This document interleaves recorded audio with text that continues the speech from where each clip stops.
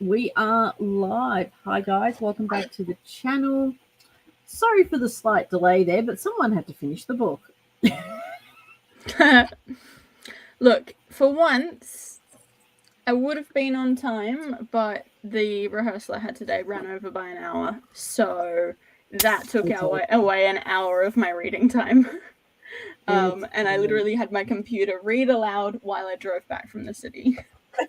Because I couldn't, for some reason, my car didn't want to connect to my computer via Bluetooth, and I realized it's because to add a device on the car Bluetooth thing is it was really complicated to get my phone to do it, and I don't remember how to do it. You have to add it into its memory bank, and there's still 10 phones on there from previous owners. So my was just like, nah, don't have time. My one's dropped the Bluetooth, so phone works, but audio from any of my apps doesn't work. So I can't get navigation from my phone through my speakers. I can't get audio books through Audible. Nothing works. And so I've just given up. I've had to fix it every year it does this, and I have to completely unpair everything, wipe all the settings, start from, and I'm like, no, can't be stuffed. Yes. Yeah. We have Suey. Hi, Suey. Hello. Don't worry, Suey. I forgot I was here too. I've been up since 3. This could be a very interesting chat. I do not know how long my words will remain words. They might just turn into side slurs. Yeah, look, today my speech reader thing on my computer read the word wed, which is a full word by itself, but it just assumed that it was an abbreviation, so it read the line and changed it to Wednesday and said the full word when it was very much meant to be in the marriage sense, and it was so fucking funny. Well, see, what was it? There's one word. It consistently does it because I use Microsoft Word, and it consistently, there's one word that it consistently, sake. Okay, so for F's sake. No. Yeah. For F's sake. Mine kept saying danger as danger. Okay. So let's roll back a little bit here.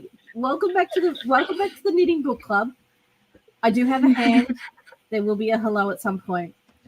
And the reason we are laughing about our automated systems is that we actually just read an arc of Ashwood and Brimstone by E.A. Olivieri. So you can't speak already. I know how to say M's surname, and I cannot speak it. Oh god, this is going to be fun. Toddler decided to crawl into bed last night. So we had so full disclaimer, we had a pre-line editing document. So post structural edit, pre-line edits. Yeah. So it's pre-copy edit. We can't really talk about writing technique and that because things would have changed. But we can definitely discuss story and impressions, things like that. And if we are extremely lucky, the author themselves may appear at some point. Quite potentially. Yes. Honestly, don't know how long I'm going to last because I have work tomorrow and I'm dead tired already. So yeah, I am getting a little bit of an echo of myself talking, so you might need to just turn your volume down a little bit on your speakers. I did have it up. It doesn't pick it up. I had it up because I was watching Lost in Adaptation. Nice. I think that's better already. Yeah. Absolutely. And look at this, no lag. I know. In fact, for the first time in weeks, I can do this.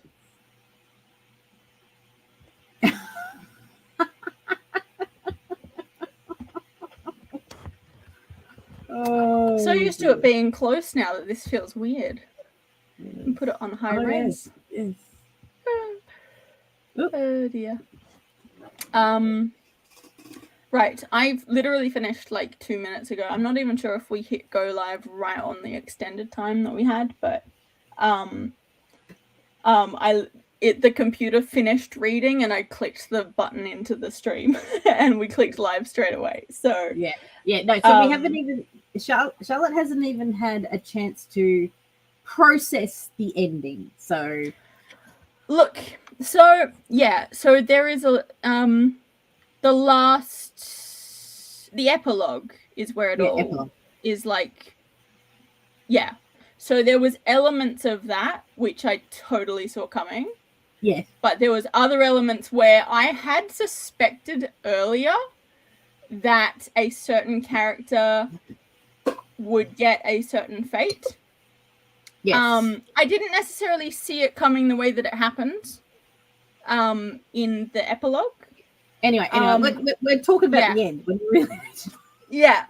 The ending is good though. Like, it is very good. And I do have to say, there is elements of the book overall that I realized I already knew going in when I was like 100 pages in, because of conversations that I've had with Emmy about the plot. Me too. That I was like, oh, that's right. Yeah. So even before you get one of the characters, you've had his perspective, but before you get the parts of his perspective where he reveals certain information, and before that had even been foreshadowed, I'd remembered that was a thing that happens at the end, and I was like, oh, that's right. So I didn't get the same like surprise, I guess, at certain things happening, but but it wasn't and this is by no means derogatory. This is actually complimentary. It's a classic dark fantasy to me. So, and dark fantasies, you're gonna lose people, you're gonna lose characters you care about. So everyone gets through unscathed. In fact, no one gets through unscathed, be it emotionally, mentally, or physically. Everyone gets screwed over in a dark fantasy. So don't read it if you like happy ever afters, is what I'm trying to say. Yeah. Should we put a banner up just saying this, like, for the spoiler-free section? I don't think I've got a spoiler-free section because I talk spoilers constantly. So I don't have anyone's coming in. So we'll just have to leave it. We'll jump to spoilers later. But okay. So general impressions of let's talk a little bit of the story, the setting. It is, as we said, dark fantasy. It is elves, where elves are the main goblins, characters. There's also goblins, humans, and orcs. Yes, orcs. They're not at all your classic Lord of the Rings design. They're like a sort of twist on the classics. They're classic enough that anyone they're recognizable recognize them while not being stereotypical in the culture. The culture's more different than so when I read it, I sort of read the physical descriptions as, you're going to see what you see in your head based on, but it's the cultural differences in what they are and what they do and things like that, which is quite interesting. So it's set up with a crown princess who's been locked in her castle for many a year because her mum has had a complete and utter breakdown, I think we could say. Oh, I want to talk about the mum because at the beginning, it sort of threw me a little bit until I realized that the way that she is acting is very much emblematic. No, Can't think of the She's word. a manipulative bitch. No, that's not the thought I had. Well, yes, but That's also the thought I had. She's a manipulative bitch. And it is so well done, you don't notice it towards the end. The thought I had is that her actions are very much similar, in as much as a high fantasy representation can be, of someone suffering with bipolar disorder who has gone through a traumatic event, similar to, if you've ever seen the musical Next to Normal, where the mother in that has, I think it's bipolar. Yeah, it is bipolar, and has very severe, like, symptoms and delusions that manifest after a traumatic event. But we'll get back to Mum very in similar. spoilers, Yeah, because we'll can't really talk about Mum until you talk on spoilers. Because Mum's a piece of work, and okay, she's got layers. She's been locked up for years. It's sort of her. And her mum has managed to arrange a ball without her knowing about it. And this ball is almost her coming of age / confirming her as the crown princess sort of thing. Yeah. But in the meantime, undead have started coming through the wards of the castle. And they're not undead as you would, normal zombie undead. They're actually almost retaining their memories, which is an interesting fact. And so they have this ball happens. They've captured one. They have a big council meeting amongst all the elf kingdoms representatives that are there. They keep the humans out of it. And they decide to send a small 1 or 2 people to try to find the necromancer that is responsible for these. What does she call them? Course? For the course. Course, yeah. Which the first time I read it, I misread it as corpse, and I was like, "Yep, no, that's an accurate description." And then I realized the P wasn't in there. But I do like how she's distinguished them as they're not corpse, but they're not zombies. They're sort of something in between. They're sort of corpse. So, yeah. No, I did like that. And so Evie, our crown princess, puts up her hand to go. And Mum supports her. I actually had a private conversation with Emmy about this, because you went up to this bit, and I sort of said, okay, Evie's dad and his family come from the Seafaring Knolls, and they have this coming of age trip, the first voyage. I said, is it meant? Well, because I was saying, if it was put in that context, I could understand why Mum and grandfather and all that supported her to go. And she goes, it was. I was like, okay, I think we have here, the issue is we're reading a pre-line editing as opposed to a polished manuscript. I don't think it quite came out in the version that I was reading. To me, it didn't quite come out. I definitely got that. You got it? I didn't. Yeah, I definitely got that. I didn't get it until about 50 pages later, when the aunt Bellona was talking to someone else and discussed it. That's when I went, okay. I didn't get it in the meeting. I had to wait until I'm pretty sure Bellona says it in the meeting. I'd have to double check. She says it in the meeting, she says it in the meeting, yes. But I understand her supporting Evie. I didn't understand why her mum, who up until this point had physically locked her in a tower to keep her safe, would suddenly go, she can go out and about. See, that's what I didn't understand at that point.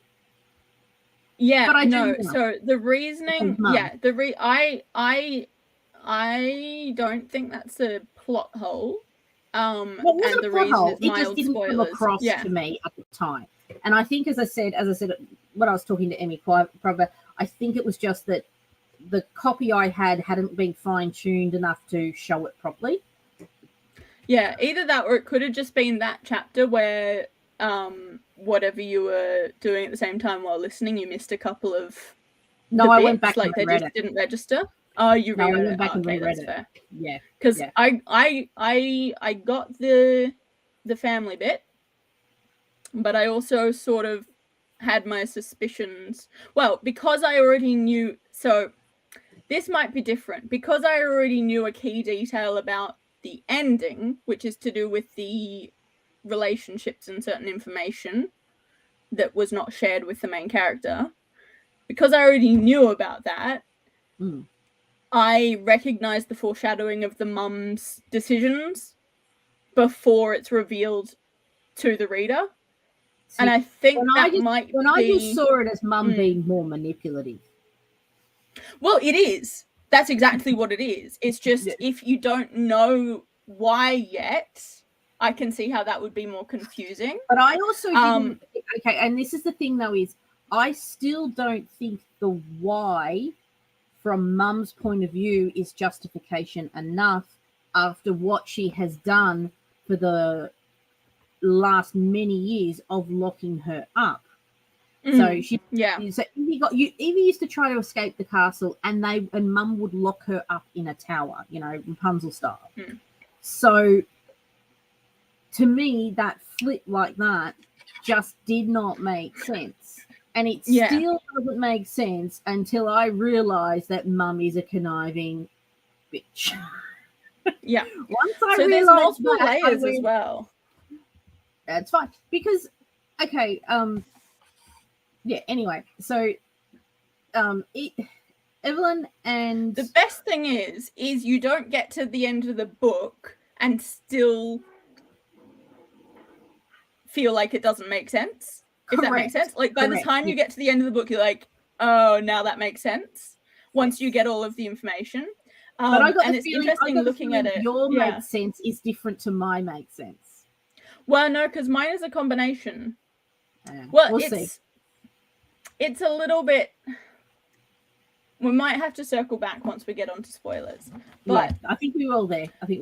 So thinking of it in the context of like this person having a mental illness similar to bipolar disorder, where she has fluctuating between lucid and mania, like, and has like the manic and depressive episodes with the hallucinations as well, which makes a lot of sense with the information that you're given, because all of the I think Evelina even says at one point, up until the point, this isn't really spoilers because it's very like in the first chapter mentioned that her father has passed away about, what was it, several hundred years ago or something, because they're elves.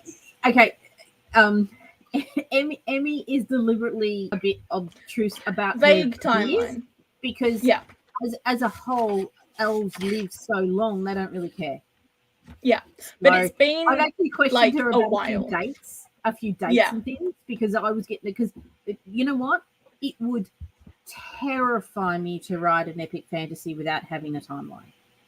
And I'm a discovery writer, and it would terrify my science fiction universe. I have down to the day some details for characters, because it is one of my characters lies by omission. So what happens is if someone turns around and says, did you know this? They might turn around and say, well, I didn't know it at so-and-so event. Yeah. But they may have found out since.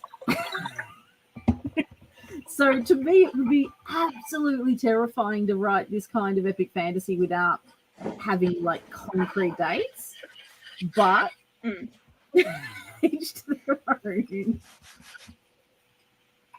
I think I'm still getting a little bit of echo, but it could just be sounds on your end. So I had to turn it up a little bit so I could hear you a bit better. Oh, that's all right. We've had a child screaming most of the day, so. Fair enough. What was I going to say? Yeah, so timeline-wise, her dad is dead. And she says early on in the book at one point that up until that point, they'd had the perfect mother-daughter relationship. Yes. And then after he dies is when she loses her mind, literally, and becomes very unpredictable, very, like, they end up, like, butting heads a lot. I think they have similarities in personality, compared to, well, similarities in stubbornness, I think, in some of the ways, and in not dealing with things very well. But Evelina is also said to be very similar to her aunt, who is also a really great character in the book, who is very sort of hot-headed. Yeah. And this is context that's not in the book, but I have read some of the chapters from the prequel that Emmy is writing, which is where there's a scene with the aunt and the mother when Evelina is a baby, which gives me more context reading this book. So it's interesting to see, once they're both out, people reading them and getting even more context on certain things, which shows they have an interesting relationship, and you get snippets of it in this book, of like how they have this sort of weird relationship where they are both sort of like, so the mum is sort of like mentally ill and quite sort of like holds grudges and will pretty much kick people out of her kingdom, of her queendom. That was another thing that I noticed early on. They mentioned it as a kingdom, and I was like, why is it a kingdom? They have a queen. And then later on it was changed, like it said queendom, and I think that was another instance of the copy edits. That would have been changed in copy edits. So I read that and I was like, I think this is a copy edit thing, and then it was, and I was like, cool. Anyway, they have an interesting relationship. The aunt is there. The opening of the book, let's go briefly plot wise. The opening of the book, you've got Evelina. She is having the opening of the book, you actually get a prologue, which is from Thanatos' point of view, who is let's say the love interest, or I guess male protagonist hero. Male protagonist, because romantic interest wouldn't happen without him. So exactly. So he's arriving. You get him arriving in the city town. He's arriving in town, and he is sort of not particularly popular with the people of this queendom, because of him being from a different elven race and kingdom. In context here, I actually wrote a note, and because I knew it would change, and I think this is an issue with a copy editing issue as well, a line editing issue, is for a while there I kept going, so do they hate his race because one of his, even though it was a pirate, it was one of his race killed his dad, or do they hate his race for something else? Because I think in the first third of the book, it's when he goes on about how everyone hates his race and stuff like that, but it's not very clear that there's more to it than just the fact that in this, Evie's dad went off hunting pirates, and a pirate brutally murdered him. And that pirate just happened to be the same race as Thanatos. So I can understand why the kingdom sort of distrusts them, even though his father, Thanatos' father, caught said pirate and had him executed for his crimes. But there actually is an underlying issue of these two elven queendoms / kingdoms have had a long history of wars between them. Yeah. But it just wasn't quite, to me, up until about the end of the first third, when it started getting a bit broader and a bit more knowledgeable in terms of the world and how it works. And I think that's just a line, like an editing issue, where it hadn't quite come out to begin with. I had picked up on the fact that people had a distrust and a fear of his race because of their specific powers or gifts, as they call them. Yeah, I picked up the gifts thing. There's 4 different types of elves in this continent. Evelina's ones are the Isidians, and their powers is healing, and Thanatos's is the Osirians. Hang on. Yes, Osirians. Yes. Yeah, did I say Isirians for Evelina? Yes. Is that right? Isidians. So. The Isidians are Evelina's ones, and the Osirians are Thanatos's, and their power is the power of death. So that means that they can kill someone at will if they want to, like literally rip their soul from their body. Nastily, I might add. I quite enjoyed that scene. Yeah. There's a couple of scenes where it's quite good. So people obviously are not the biggest fans. I can understand that sort of racial, but it specifically states in quite a few of the first chapters that they really don't like him because of what happened to the king. Yeah. So I think there's the underlying stuff. I think they just overpowered it a little bit, but that's interesting. Because when you take it out into context and say, well, that's in that kingdom, as they leave that kingdom, you start to find out, they've actually had many wars between the two kingdoms for a long time. And there's all, so it does kind of make sense that it sort of broadens out a little bit. But I did have that confusion for a while, because I'm sitting there going, why would an entire country hate a race for one event? It just didn't quite. Yeah. I also do have 2 young children under 3, so I probably missed a few things. Well, I think I don't think it's just you, though. I think I definitely had that sort of like, this makes a lot more sense once you get the information about them having wars going back millennia. Okay. When we did, good night. When we did Gathering the Shadows. Yeah. And I actually said, I trusted Schwab enough to keep going, even though I had a lot of questions. Yeah, because you were sure she was going to pull it off. I trusted Emmy more, and I had less questions. And the questions I had did get answered. It was, and it's also too, it's the drawn out thing. It's like I'm going through workshopping at the moment with Vendetta, and one of my workshop crew's going, but what's this? And what's this? And I'm like, hey, patience, calm down. You're not going to get told the first chapter, So it does have that drawn out, and it's nicely paced that you have that information slowly come to you. You got to let it marinate and come in its own time, I think. And as I said, none of this is picking. It's just as I was reading, I was like, huh? And, that makes more sense. Yeah. Yes. Yeah.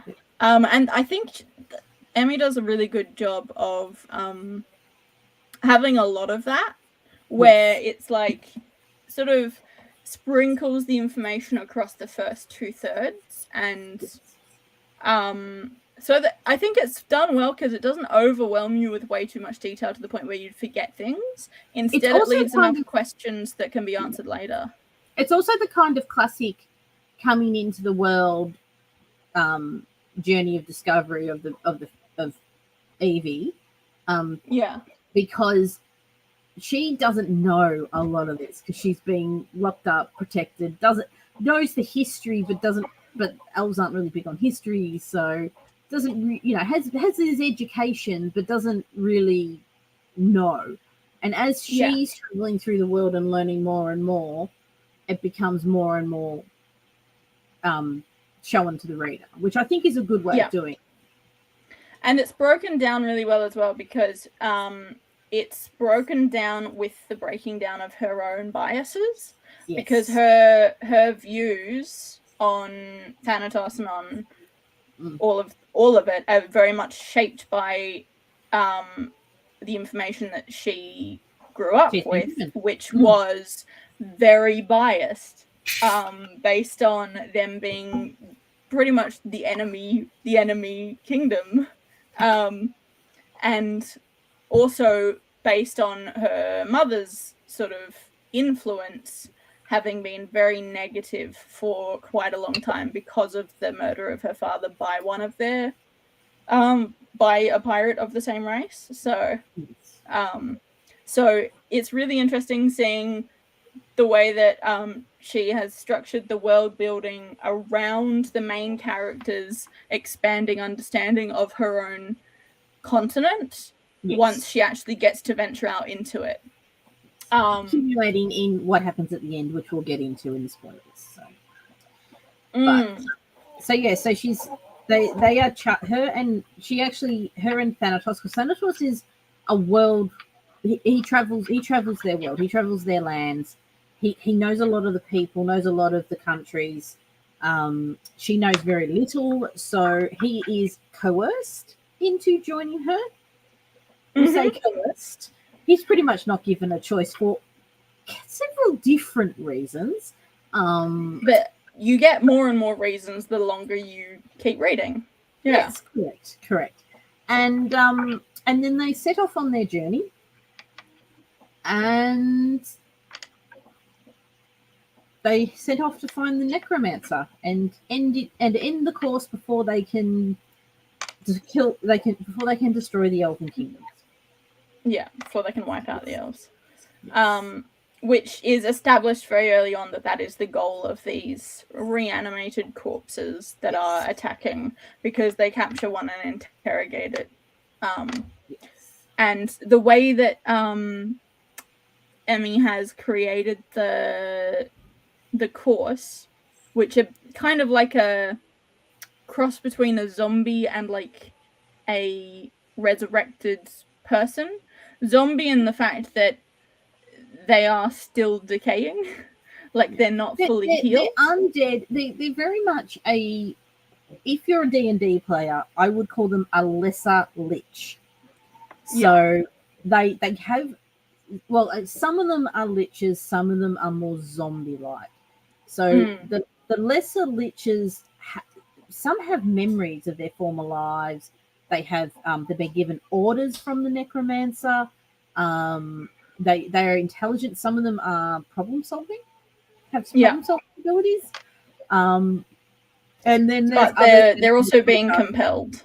Then there's others that are sword fodder. Yeah, literally sword fodder.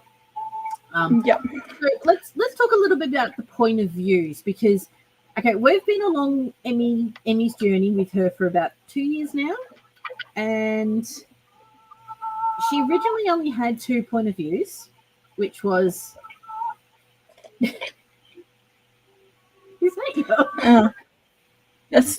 I'm getting an echo through my headphones of what I can't hear necessarily from here, which is Mum singing in the background.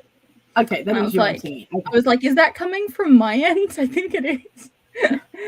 Well, it's certainly not Morgan. She can't sing that well. I call her my siren because of the two, in both measures of that fact. I go pick her up from care and I get anyway.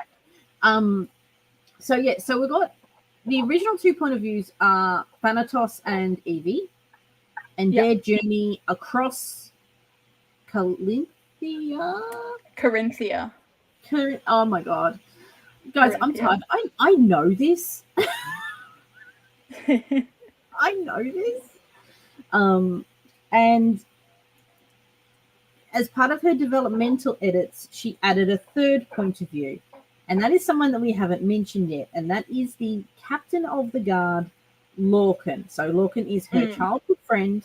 He grew up with her. They were lovers at some point. None of this is spoiler. This is all back to all within the first few chapters. And then he has made first chapter actually. And then he made the decision to become captain, give up his nobility, and become He captain was, yeah.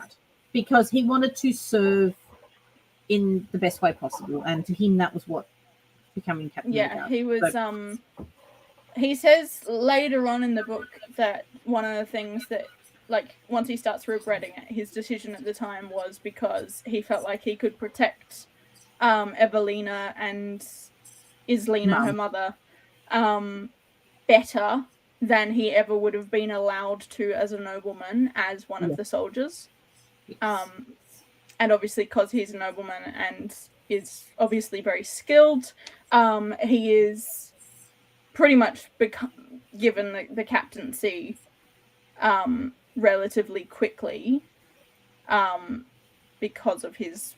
No. Mum offered him the captaincy. Yeah, but he doesn't have. He's not like a. He wasn't coming from the. Like, he was coming from the nobility, so he wasn't. But he was offered the job, and he effectively had the choice: stay a noble or become captain of the guard and lose any chance of marrying Evie. Yeah, and you see that the Queen did that deliberately as well to break them up, because she was trying to because she's a conniving bitch. Well, she was trying to make it so that Evelina would be available to be married to someone for a political alliance. And this is where I say she's a conniving bitch, because if she'd actually just had a conversation with her daughter actually probably, and you find this further down the track, her daughter has enough sense of duty to her kingdom that she would have agreed with her mother to marry someone else, even if she didn't really want to. But she would have done it for the best of the country. She also, and this is where, the mother is a really interesting character, because I still think it's a mixture of, like, the mental illness as well as the conniving and manipulative side, because Evelina clearly in the first couple of chapters is, like, and the world is set up so that it is very clear that it would be perfectly acceptable to be married to someone else and have an arrangement with another lover. Yeah. Otherwise, which is what should have to be very, very careful about bloodlines and making sure she had a correct hair first. But but it would still be acceptable after said fact. Exactly. Yeah. And that is what Evelina was planning to do. And then she describes it as, like, the mother driving a wedge between them by making Lorcan captain of the guard. Yes. At which point, if they're caught together, the mother could have him executed, basically. Whereas when he was a nobleman, you couldn't necessarily maybe do that, because he was her equal. He could have married her. Yeah. He could have actually married her legitimately and become the king consort. Yeah, exactly. That's the impression I got anyway. But Mum had other plans. And look, and if she had just sat down and had a conversation with her daughter. Yeah. You know those one of those YA tropes that I hate, where that if they actually just fucking sat down and had a conversation, it would all be over. This is well set up because they can't have a conversation because of certain factors. Well, yeah. It is very clearly established that these two characters have not had a good relationship for the last 100 or 200 years, to the point where Evelina is basically doing her mother's job for her, or at least feels like she is, and the mother is manipulating things from behind the scenes. I actually read that as a little bit of an ego trip on Evie's side. Oh, yeah, definitely. And she's not really running the kingdom. At the time when I was first reading it, because I sort of said to Emmy, how can you be running the kingdom yet have no one know you? You know, as in, like, she goes to the ball and no one knows who she is except for the fact that she's got blue streaks in her hair. And then as I was reading on, I sort of thought to myself, no, she thinks she's running the kingdom and she is not. Yeah. Mum is playing her very well. Yeah. Yeah, so her and Lorcan have basically been playing at ruling, and trying to make not it even so really. that They're trying to do sort of behind the scenes sneaky stuff, and yeah. So they're trying to, in their eyes, they're trying to keep up the facade that the Queen is still ruling the country while they're doing all of the work. yeah. But Queen Meanwhile, behind that, the Queen is pulling all sorts of strings they have no idea about. Yes. Even though she is sort of losing her marbles a bit, and I don't think. not I honestly always. don't think she is.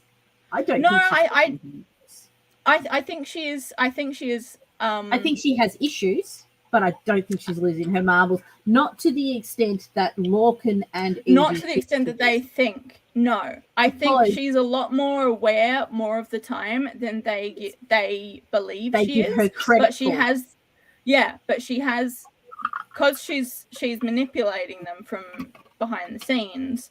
Okay, while also having these meltdown episodes. One of my justifications for this, one of my justifications for this entire idea is there's a scene where Lorcan puts after the ball, Lorcan takes the Queen back and puts her to bed because she's having an episode. Yeah. And then we meet in the kitchen and have a conversation in the kitchen about it. Yet it's all meant to be some great secret. Yet there's obviously kitchens are very busy places, so they think they know more than they do. They're not very good at being subtle. No. As evident by the fact that Thanatos has been there for how many minutes when he's like, oh, you two are fucking, right? And they're like, how dare you insult our honor? Meanwhile, they're just like, how the fuck does he know that? So they think they're being subtle when they're really not. Yeah. Which is kind of amusing. I did like that. That was a very good subtle hint, intentional or not, on M's part to point out that they're really not as highbrow as they. Yeah. Which is really funny. Yes. What's my pattern? Where am I? Oh dear. The never-ending search for the right color in the right spot. Yeah. Trying to work out what row I'm on as well. Yeah, so what did you do? Okay, so Lorcan is our third point of view. And I've got mixed feelings about having him. Here she goes. Right. What? Oh no, I just think I missed something. Am I dropping out, or is it just? No, that's what I mean. Here you go. You found something. No, you can keep talking. I'm just trying to work out whether I was supposed to do white across. I don't think I was. I think I was just on this side. I am not. Okay, Lorcan adds value to the book as a third POV. Don't get me wrong. He does add value. I'm just wondering when he should have been introduced as a third POV, though. I thought about this just before. So, we did have conversation a while ago, and then I was just thinking about it before based off that, like earlier in the stream, even because I've only just finished reading, thinking about it, being like, yeah. I don't think I necessarily felt it to the extent, and we'll say in a second what we're talking about, so that everyone has context. Well, my opinion slightly changed too. My opinion is slightly changed. Once you finished, right? Yes. Yeah. Yes. Because if you get to the ending and haven't had his point of view chapters, you need it. But you don't care. I put this question out to Charlotte, who's read it, and anyone who goes and reads it once it's out on the 14th or 13th of this month. 13th, yes. Go pre-order it. My question is because we've been talking sort of structure and stuff offline in our we've got a chat called Critical Broken Bitches. Critical Broken Bitches. How would it have felt to you if Lorcan's POV chapters all the way up to that last scene, so that final scene that we're talking about that he's needed there, But Yeah. all the other ones were possibly Captain's diary entries. Ooh, that would be interesting. And then, because you're getting his point of view without his perception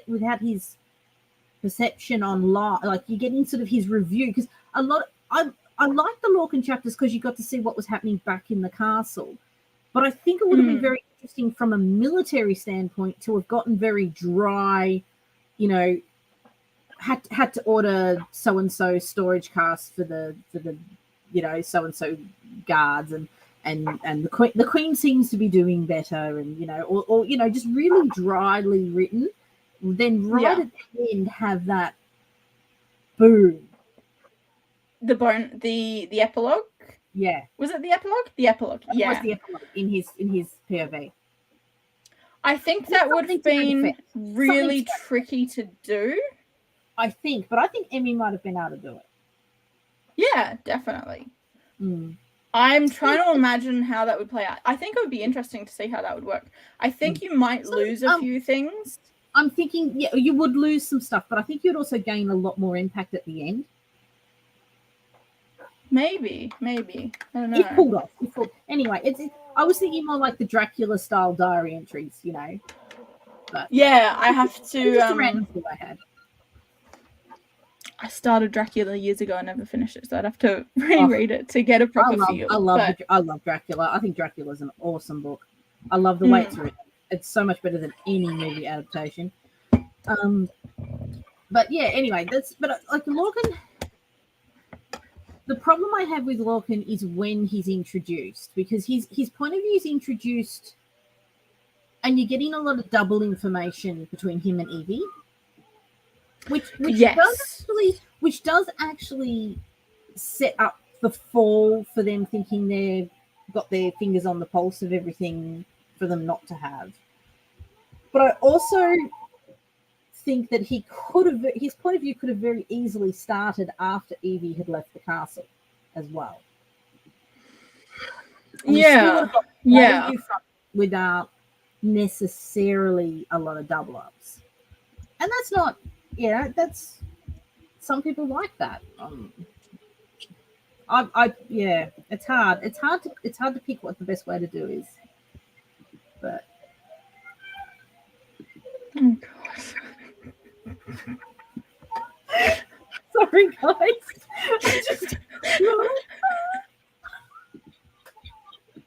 Hey. I can do a good rendition of ABCs if you want. Apparently that's Mark's favourite song at the moment. Oh dear. Yeah. I wonder whether if I do this for this. Can you still hear me? Yes. Yeah, alright. I just turned my mic volume down a little. Yeah. Anyway. So should we get into spoilers?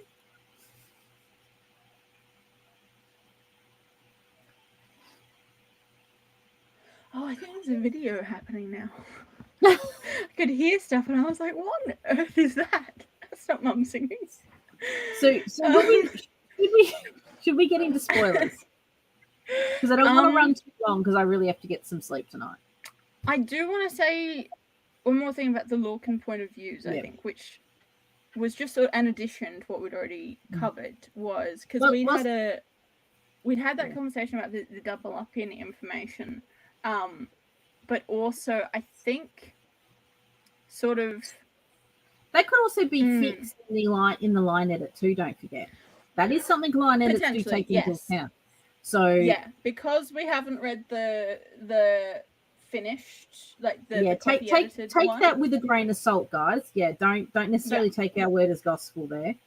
And by the way, if you have any questions, pop them in the chat if you've got any questions. If you have questions that we can answer that are like in general talking points that you want to know about, pop them in the chat before we get on to proper spoilers.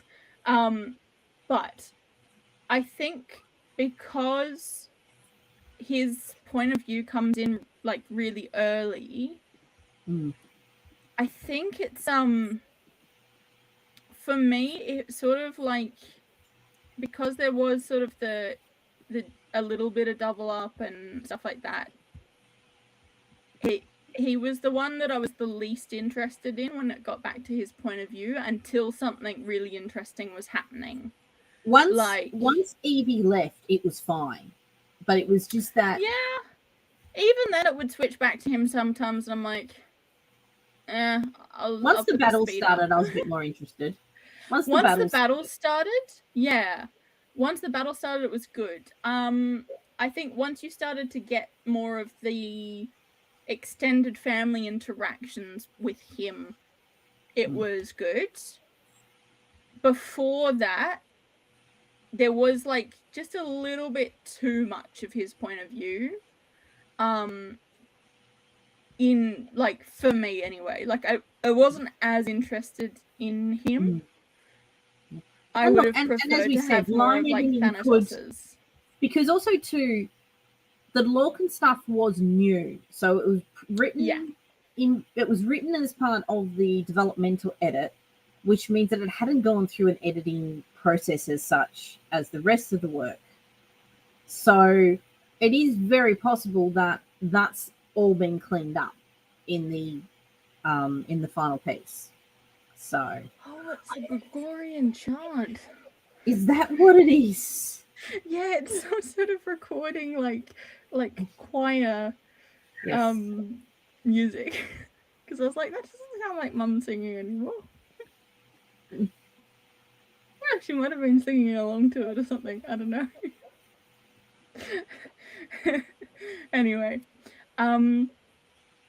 yeah, I think a lot of the sort of stuff in his point of views was probably had, I would say, I would predict that his chapters might have been more heavily edited in copy edits, given the fact that they were the newest in terms of how many drafts that they'd had and the least polished.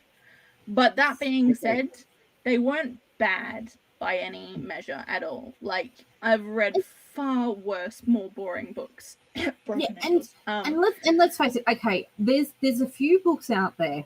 When I read Lord of the Rings for the second, third, fourth, 10th time as a teenager, I used to skip the Frodo bits. I would not. If I went back and reread this, I do not see myself skipping Lorcan bits because I would still want to know what's going on. I just wasn't necessarily as engaged. But that also could have been an editing issue because, as we said, they were relatively new bits put in. Yeah. Yeah. I don't think I would skip them.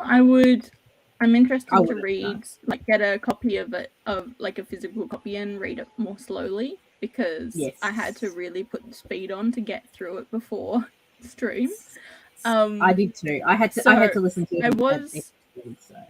Yeah, but also I was reading it without, for the first 100 pages, without the voice thingamabob, and I enjoyed it more doing that than with the reader thing on.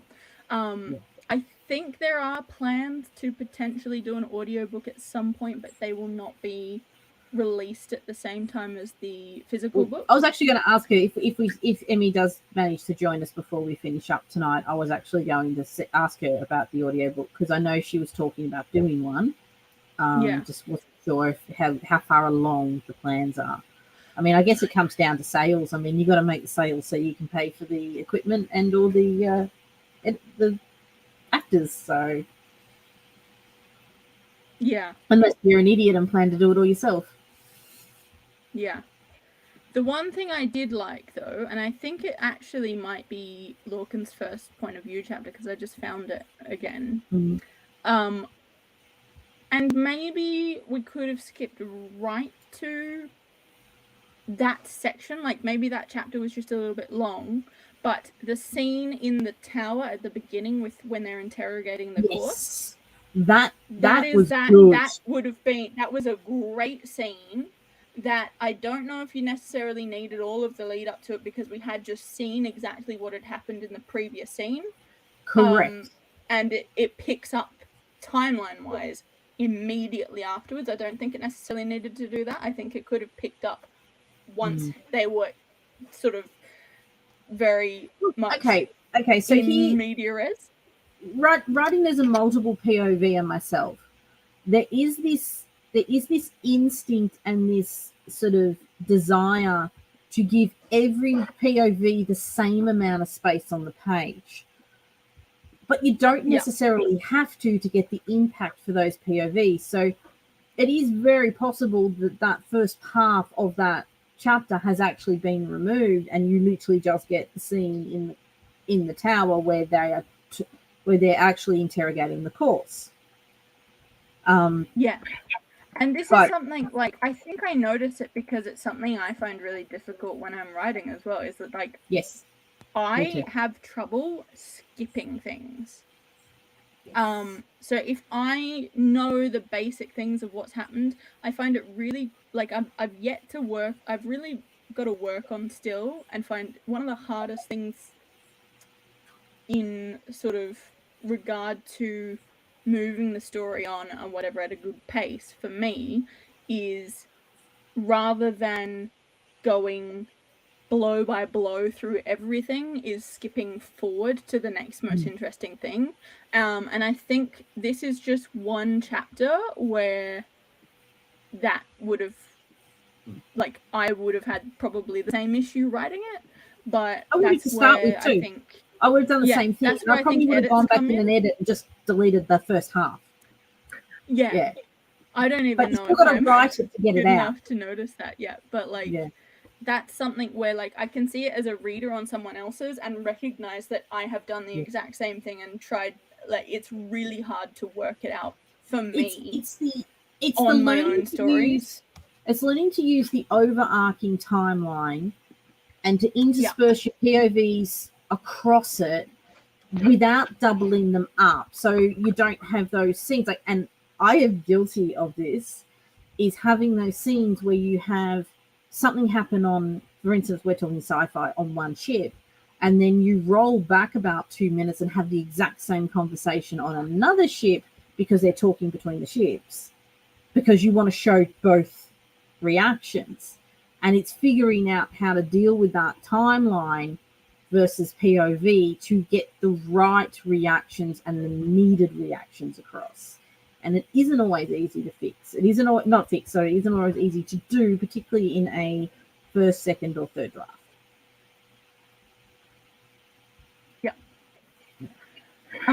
Probably should have put that comment in a bit earlier, but it has popped in. Like, if anyone comes in, we haven't got to spoilers yet, and we'll put a banner up as soon as we do.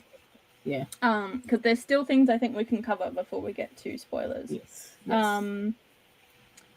In terms of world building, there is, like, world building and magic systems and timelines. It's what I would call a soft magic system and a soft world building.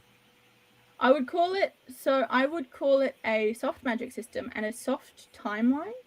Yes, very soft timeline. But a justified timeline. Bad way. It's justifiably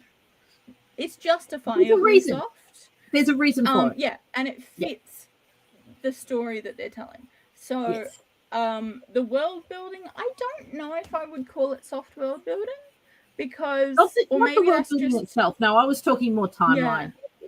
Yeah. Definitely timeline wise though. The world building, maybe that's just because I've had extra exposure to, like, Emmy's inspiration and stuff talking about it, but she has a very clear vision of what that world looks like. Yeah, and the Pinterest boards are great. I actually have. She added me to the Pinterest boards like a year and a half ago because I made a mood board for her. So the character images that she had in that was what I had in my head for the characters when reading it. A combination of that and the character art that she has done, which is on the thumbnail. The very bad thumbnail. I do apologize. I just too tired to do it real justice. So. But like the cover is great, and that's on there, so I think that's the main thing. I love that cover. The map is also really good. I really want a physical copy of this one once it's out, so Yes. I'm very much going to be getting that. What was I going to say? The world building itself, it's not your typical European pastiche fantasy, and actually, here is a couple of funny notes that I have that are stuff that I think she missed. Because A, she is not a horse rider. Oh, yes. Yeah. And B, they're always eating fucking stew. Yeah. Well, okay. Like, yeah, they might. I don't know whether this is something that has been changed in copy edits, because it's one of those things. Good basic feed. It takes so long to cook, though. And why rabbit? Like, yes, okay. So there are some logical reasons for why it works, but there's more logical reasons for why it would have been better off skewering the rabbit something else. You're better off skewering the rabbit and sticking it over the fire to cook. Exactly. One of my notes was like, why the fuck aren't they just roasting this rabbit? If they're gonna eat rabbit, which A, isn't the best food source, it's not up there as like one that I will totally throw out, because they are eating other things as well that they have brought, and I can see how it's an easy thing to catch and whatever. Because it's not their only food source, I'm willing to give them a pass on the rabbit. But there is a fact that anyone who is hunting and like, or maybe they don't know it in the world building, but anyone who's developing world building should be aware of the fact that if you're eating rabbit, it takes more energy to digest than you get from it.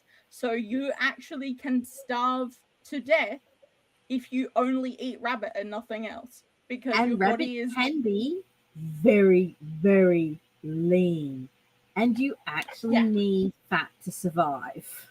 Yeah. So it's not the best choice of protein. Yes. However, it's not the only thing that they eat, and so I will give them a pass on the rabbit. Although I also too, though, I will allow them to not hunt birds, because I don't recall at any point either of them ever having abilities with a bow. No, they don't. Neither of them do. They're very much. I'm sure Evie's trained. I think there's a mention that she's trained with a bow or something at the start, because she's trained with the guard. So you'd assume she's trained with a bow or a crossbow or something. There's no mention of any affinity for it, though.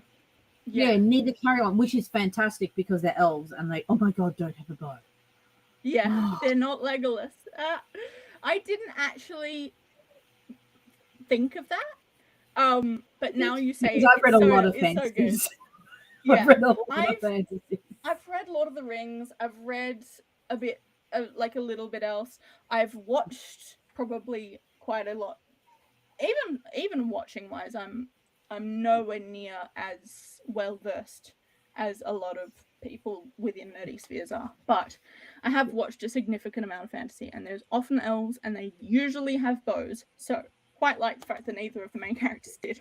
We won't discuss the fact that elves generally the fantasy elves generally live in forests, which don't make bows a very smart choice of weapon.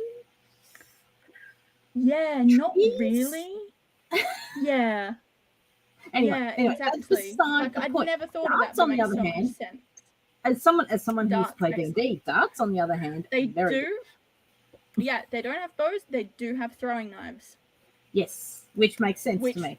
Makes sense for catching rabbits and stuff, I guess. Yes. But I wouldn't be throwing into the air to try and hit a bird, because that would be stupid and it would come back and hit you in the face. So that makes sense. That makes sense to me in regards to the rabbit club. So logically, it makes sense.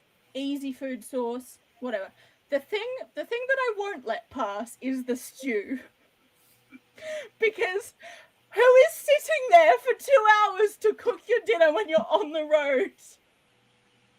Particularly when groups of horses are hunting them. When you're being hunted by zombies, who is going to sit down for an hour and a half at least to cook a fucking stew?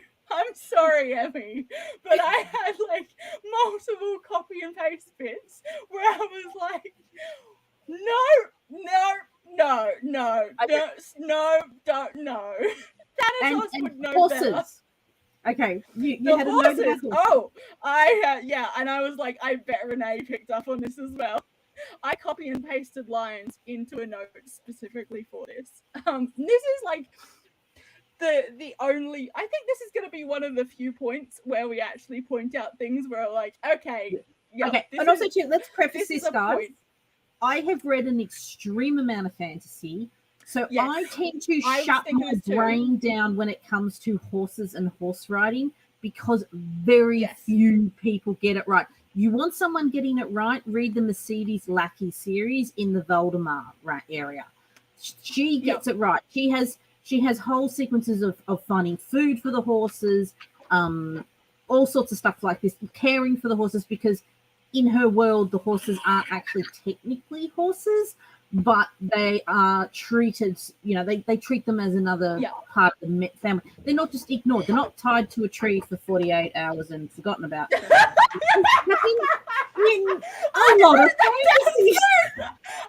that down too. I was like, what? Okay. You're copy and paste. Okay, so I was going to preface this by saying I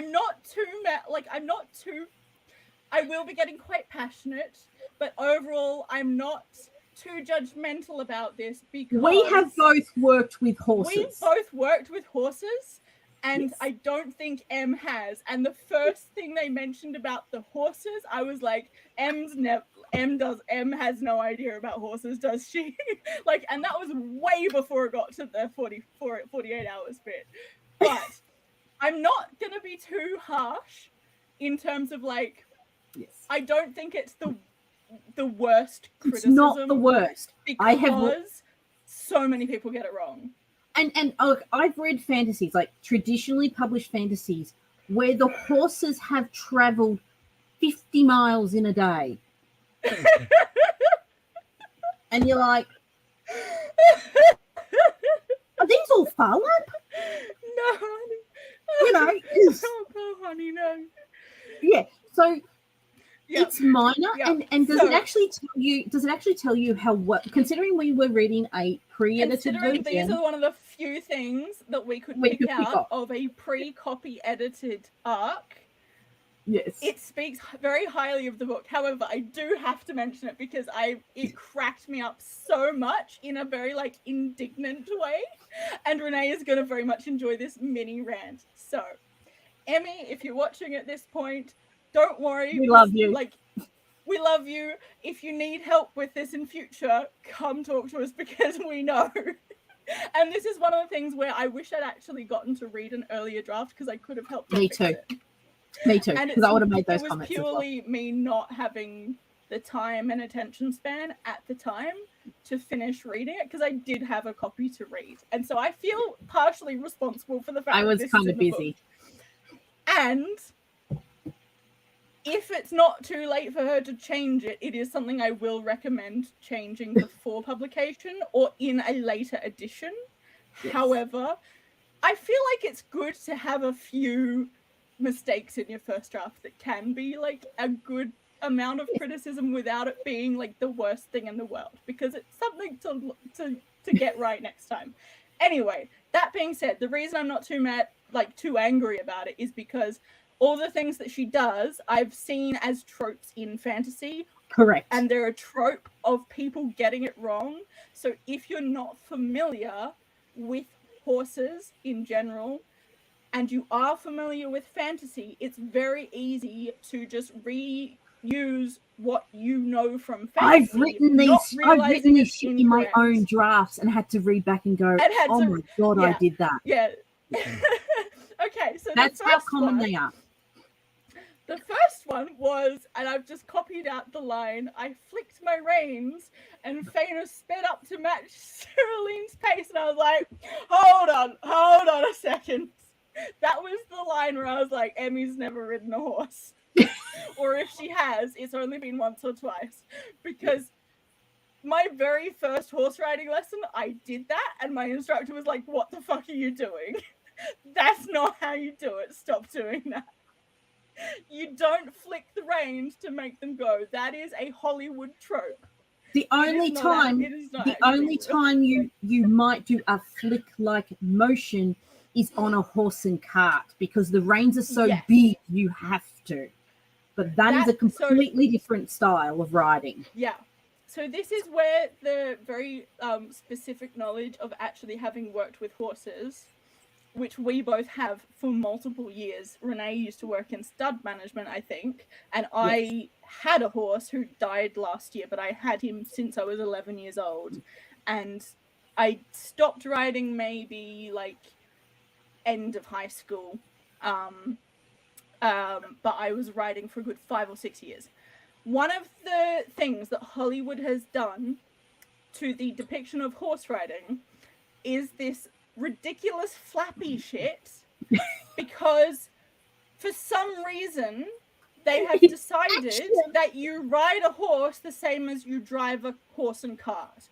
When you are getting a horse to go, when you're driving a horse and cart, you flick the reins because you're also not sitting on the horse, so you don't. You're not sitting on a horse. You don't have physical contact.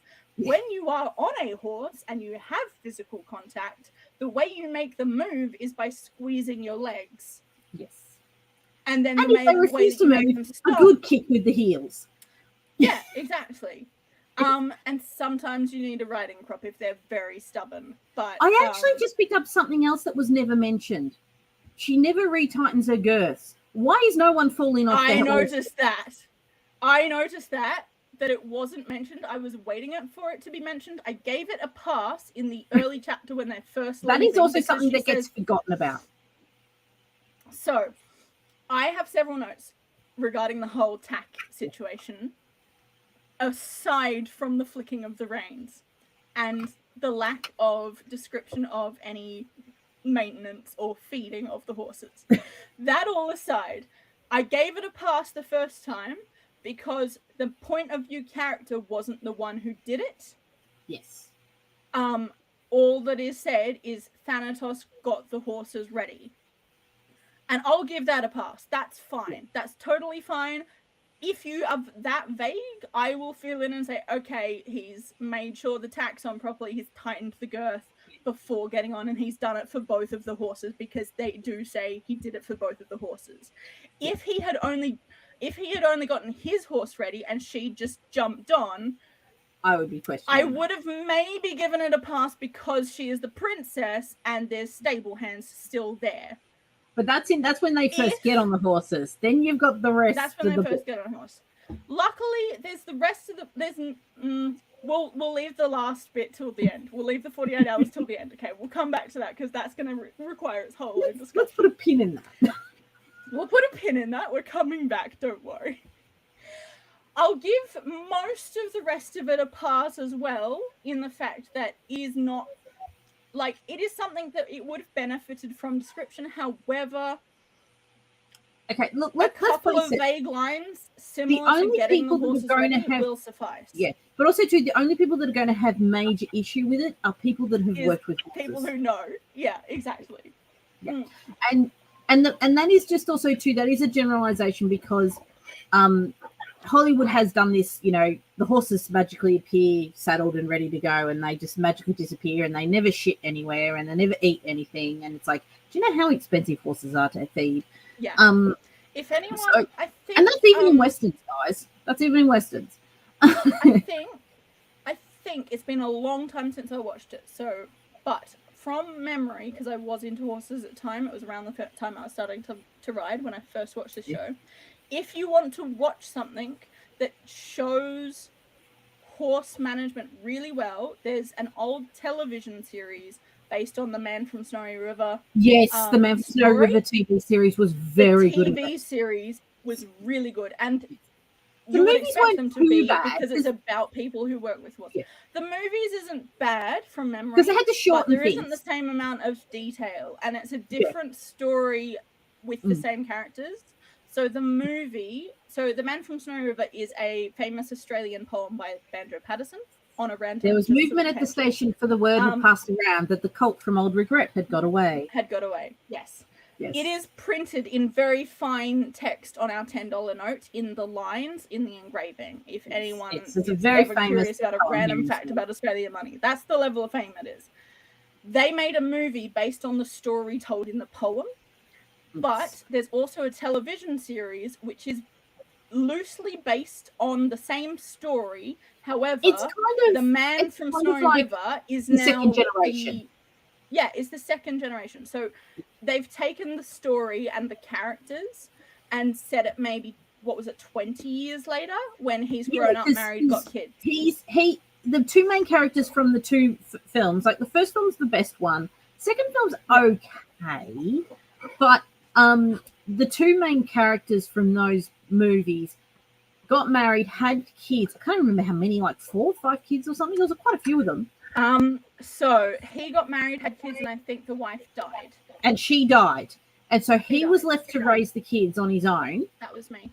Yeah. And but it's all about them, because the whole series, like obviously Man from Snowy River, he made his fortune trading horses to the army to take to war, because it was Second World War. Yeah. Or was it first? Maybe first. Whalers, I think, were big in the first. It would have been the first when they shipped. It's the second. They shipped thousands over. Yeah. And so, and then I have my issues with the second movie, because technically he owned that mine and they just came in and took it and made their own town around it.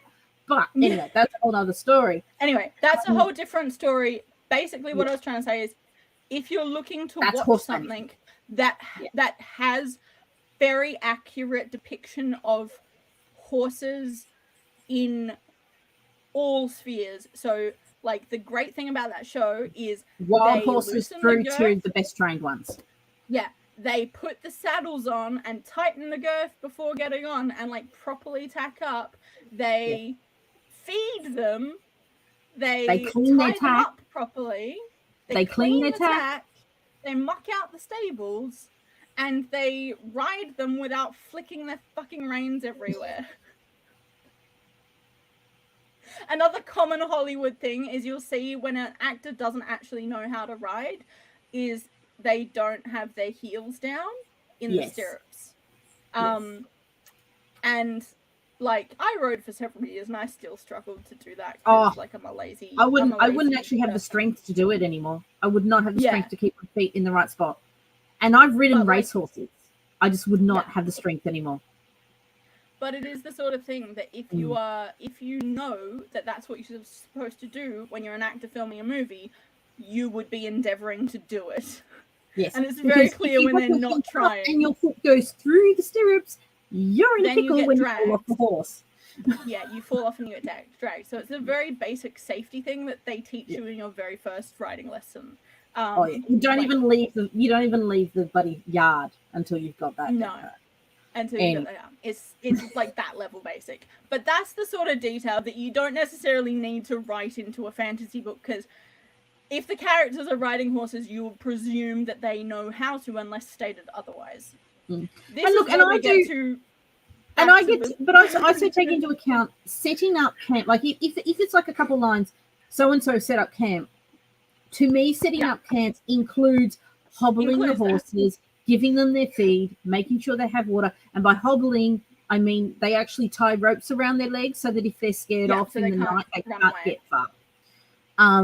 So I do tend to take, because obviously I've read a lot of fantasies, I do try to sort of justify it in my head by thinking, oh, they set up camp. Okay, that includes feeding the horses. That includes, So I will give stuff like that a pass. Yes. So what I won't give a pass is, and I think this is all in the same scene, where I just cut and pasted a bunch of lines, and I'll read them to you now, and my notes underneath them. So the first one was, I flicked my reins and Fëanor sped up to match Ceraline's pace. Those are the horses' names, Fëanor and Ceraline. So that's the quote, and my note is, that's not how horses work, lol.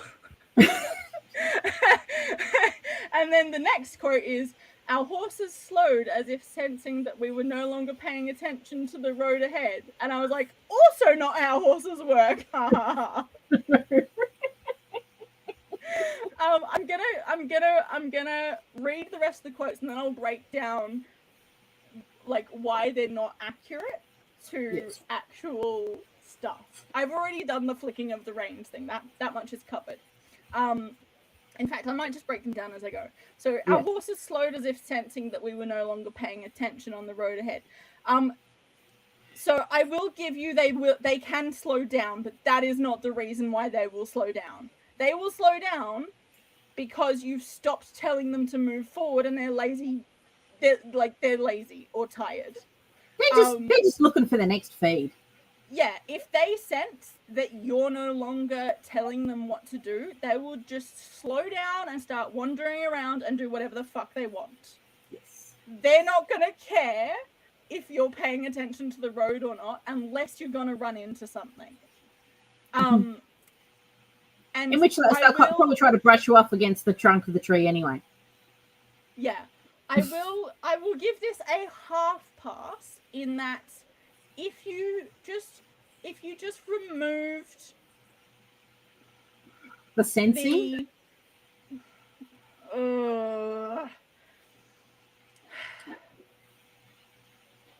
it's not the paying attention to the road. You need to take the road out of it. The horses slowed because their attention was elsewhere. Yeah, I will give you, like, it is perfectly acceptable to say the horses slowed down, sensing that their attention had shifted. The characters' attention, not the horses. Because the characters, their attention has shifted to something else. Yes. I'll get to that in the next quote, because this is another thing, and I was like, no, that would not have worked proximity-wise. There is not enough room. It is too far for that to be physically possible for this amount of time. Particularly if you've stopped paying attention to where the fucking horses are going. So at this point, the reason they would have slowed down would be because you've stopped telling them where to go. And if you're not telling them to keep cantering or trotting or going fast, they're not going to, because why would you run and carry something if you don't have to? Correct. Unless they're like at full gallop and enjoying it, which sometimes horses will be, but they're not in this scene. They're just traveling along the road, and they've already been riding for a long time. It's perfectly acceptable the horses would be tired. So I will give you that they can slow down. That's fine. Just the reason needs to be attention shifted, or because you have stopped telling them what to do because your attention has changed. That is fine. The reasoning in this one is not like that's not quite how it works. That's okay. I'll give that one a half pass for like the slowing down is fine, the reasoning is not. The next one was these guys are still on the horses, right? They're still on the horses. They've stopped telling the horses where to go, and presumably these horses are just being like, I'm just going to go wherever the fuck I want, wander along this road, because you're not telling me what to do anymore. And then they still are able for the prince to reach out and have laid, so it's like he reached out and laid a hand on my arm, and at this point I was like, are they still on the horses? Because you haven't told us they've gotten off the horses, but this doesn't feel like they should be able to be on the horses. The first bit, I'll give it a pass. It's when it continues to the next couple of paragraphs, and I've just pulled out another quote, which is, the prince's hand lingered on my arm, his thumb stroking back and forth along my radius. And I was like, okay, yeah, fine description. But they're still on the horses. And the horses aren't being told where to go. Horses are big and bulky, and there's saddles. So there's at least this much distance between them. So he's reaching across quite a far way to be able to do this, and lingering for about 3 or 4 paragraphs of other description as they're And riding if you've along the road ever while actually- they're not telling the horses where to go. And if you've ever actually ridden trail ride style, actually being that close to someone means your legs are getting crushed. Your legs are literally cramped together. The horses are leaning together, which, unless you're specifically telling them to do that, they're not going to do. And you've just Now, also previously said too, that you'd stop paying attention to the road, probably stop paying attention to the horses. Isn't one of them a male and one of them's a female horse too? No, I think they're both mares. They're both mares? Okay. Yeah. I think that is right. mentioned that they're both mares. Yeah. I think so. Yeah, I couldn't quite remember. But yeah. So my issues with this is that, like, the period of time that we are expected to believe that they are A, able to be close enough, while B, not paying enough attention to their horses in order for Thanatos to have his, like, comforting hand on the arm moment with Evelina for, like, 2 fucking minutes. And let's face it, if the horses were that close together, they'd be fighting each other because they'd be in each other's space. Because horses have their own personal space, guys. Horses have their own personal space. It's if you know anything, if you've ever trail ridden or whatever, or you've ever like ridden horses or whatever, and you read this, and you're like, hang on, that's going for like a while. This is like a couple of minutes while they're having this conversation. Like, if you've ever ridden horses, you know how, like, the proximity that is required in order for that to happen. Given the other information in the scene, we've also been told they're not paying that much attention to what the horses are doing. To, like, by the fact, like, I'll give that one like a half pass as well. Like, I have substituted that in, given that they've said they're no longer paying attention to the road ahead. I'm guessing they're not paying attention to the horses is the only thing that would make sense for that in my head. So I've substituted that. But in that case, it doesn't make sense for the rest of the scene to be possible unless they're paying really close attention to the horses and making them be really close together, which they're not specified as having done. In fact, like, it's sort of the way it's described implies the opposite. But if you have any familiarity with the physical realities involved, my knee's actually aching with the thought of that crush. Yeah, and you're reading this scene with how long this timeline is going, and you're like I got to the end of like the princess handling it on the arm, and my note is, are they still on the horses? Like, because if they're still on the horses, this doesn't make sense. And like we know they haven't gotten off the horses, and I didn't pick any more quotes from that scene, but I'm pretty sure it does mention them at least once more as being on the horses. Yeah. But like, and look, guys, and as we said at the start, attempting that would not work. So many fantasies do this. So many fantasies do this. Yes.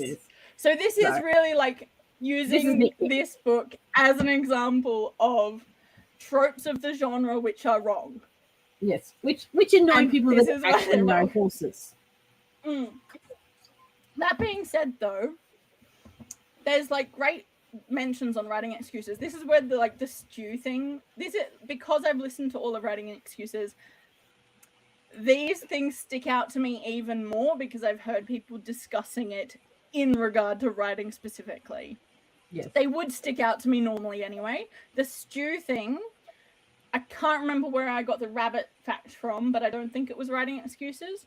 But I know there was like an episode of Writing Excuses on fantasy food where they brought up this trope as like a thing in fantasy that they wish people wouldn't do, because they're like that takes ages. It's like so impractical. The only time I've seen it work, okay, and this is a Mercedes Lackey's Arrows of the Queen, and right at the start, have you read that one? No. Okay, right at the start, the main character is picked up by this horse that's not really a horse; it's like a spirit animal. Yeah, and she's taking it back to the capital because she's told when you find a herald horse like this, you have to take it back to the capital, because she doesn't know what it means. It means that she's been chosen to become one of the heralds of Valdemar. Yeah. And she finds what they call the way stations, which are set up for the herald, and she's allowed to use them because she's got the herald's horse, blah, blah, blah, blah. And what she does is she looks after the horse, she brushes him down, she cleans his tack, she does all that. Then she puts a porridge on the fire to let it cook overnight for her breakfast the next day. Yes. Well, I mean, wait, so this is a inaccurate thing or an accurate No, thing? accurate, as in accuracy. Yeah. Like, it's Yeah, a 'cause I type was of porridge. like- It's in seeds, and they've got to soften overnight, and so it becomes a porridge the next day. Yeah, But because that's the- immediately I was like, yes, accuracy, because of like traditional like because it Scottish takes- porridges and stuff. it takes like 8 hours overnight on coals just to steep until she can eat it as food. And Yeah. you know, and that one she also they also in that one there's also talk about, you know, got oat cakes for the horses and finding water for him and things like that. In the first half of the book, it's all about her traveling, and it's done. But I do believe Mercedes Lackey actually owns horses. Yeah. Or at least I think you can tell when someone who is writing fantasy and writing horses, like, at least knows what they're talking about or has done enough research to get it right. Well, she also has most another of the series called time- she's got another series called the Vows and Honor series, which is about, it's actually my favorite series. And one of the main characters in that series comes from a nomadic horse tribe. Ooh. And it's I'm sure there's stuff in there experts on horses would pick up, but I can't pick it up. Yeah. It's actually to the point where that's she makes cool. an author note in the acknowledgement saying, some people have written to me saying that I swap the horses around occasionally, and the two main characters are riding different horses. I was like, no. They take turns riding the horses, so both the horses will respond to both the riders. So in battle, if one of them comes down, if one of them's on the wrong horse, you know, it's not the same horse all the time. Yeah. And I'm like, Because if you have a horse that you ride, particularly and you battle just trained, randomly jump on someone else's horse, particularly battle that may trained, not go well. Depending on who depending on the horse, that may not go well at all. Yes. So yeah, so that's great. I love that level of detail. I think there's a level of specificity that you can tell when you're reading something, and if they've done a lot of research but they're not a horse rider, maybe they will reach this one. But in my opinion, experience so far, I haven't actually read a lot of stuff where I've been like, oh yeah, that's got it right, other than maybe some horse girl books as a kid where it was middle grade saddle club level stuff where it's specifically about the that. Taronga Riders. The Taronga Riders got it right. Yeah, Taronga Trail Riders. Series, what was it, Shady Creek or something? I don't know. I read a series that didn't get it badly wrong. I don't remember anything massively jumping out, but it also was it was middle grade. So but I also was a Silver Brumby fan growing up, so you know. Yeah.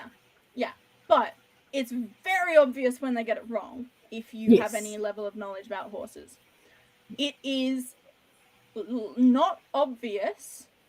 What I think there's, if someone knows what they're talking about and has included horses deliberately in a story, you can tell.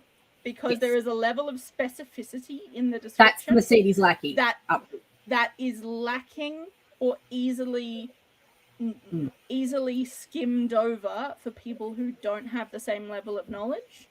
For people who don't have the same level of knowledge but have done enough research, you get that level where it's accurate, but they don't have the level of specific detail because which they're is deliberately fine. And which you know is what? Absolutely fine. As someone who's worked with horses, I actually don't put a lot of caring detail in my books about horses because you don't necessarily need to. It's not necessarily interesting.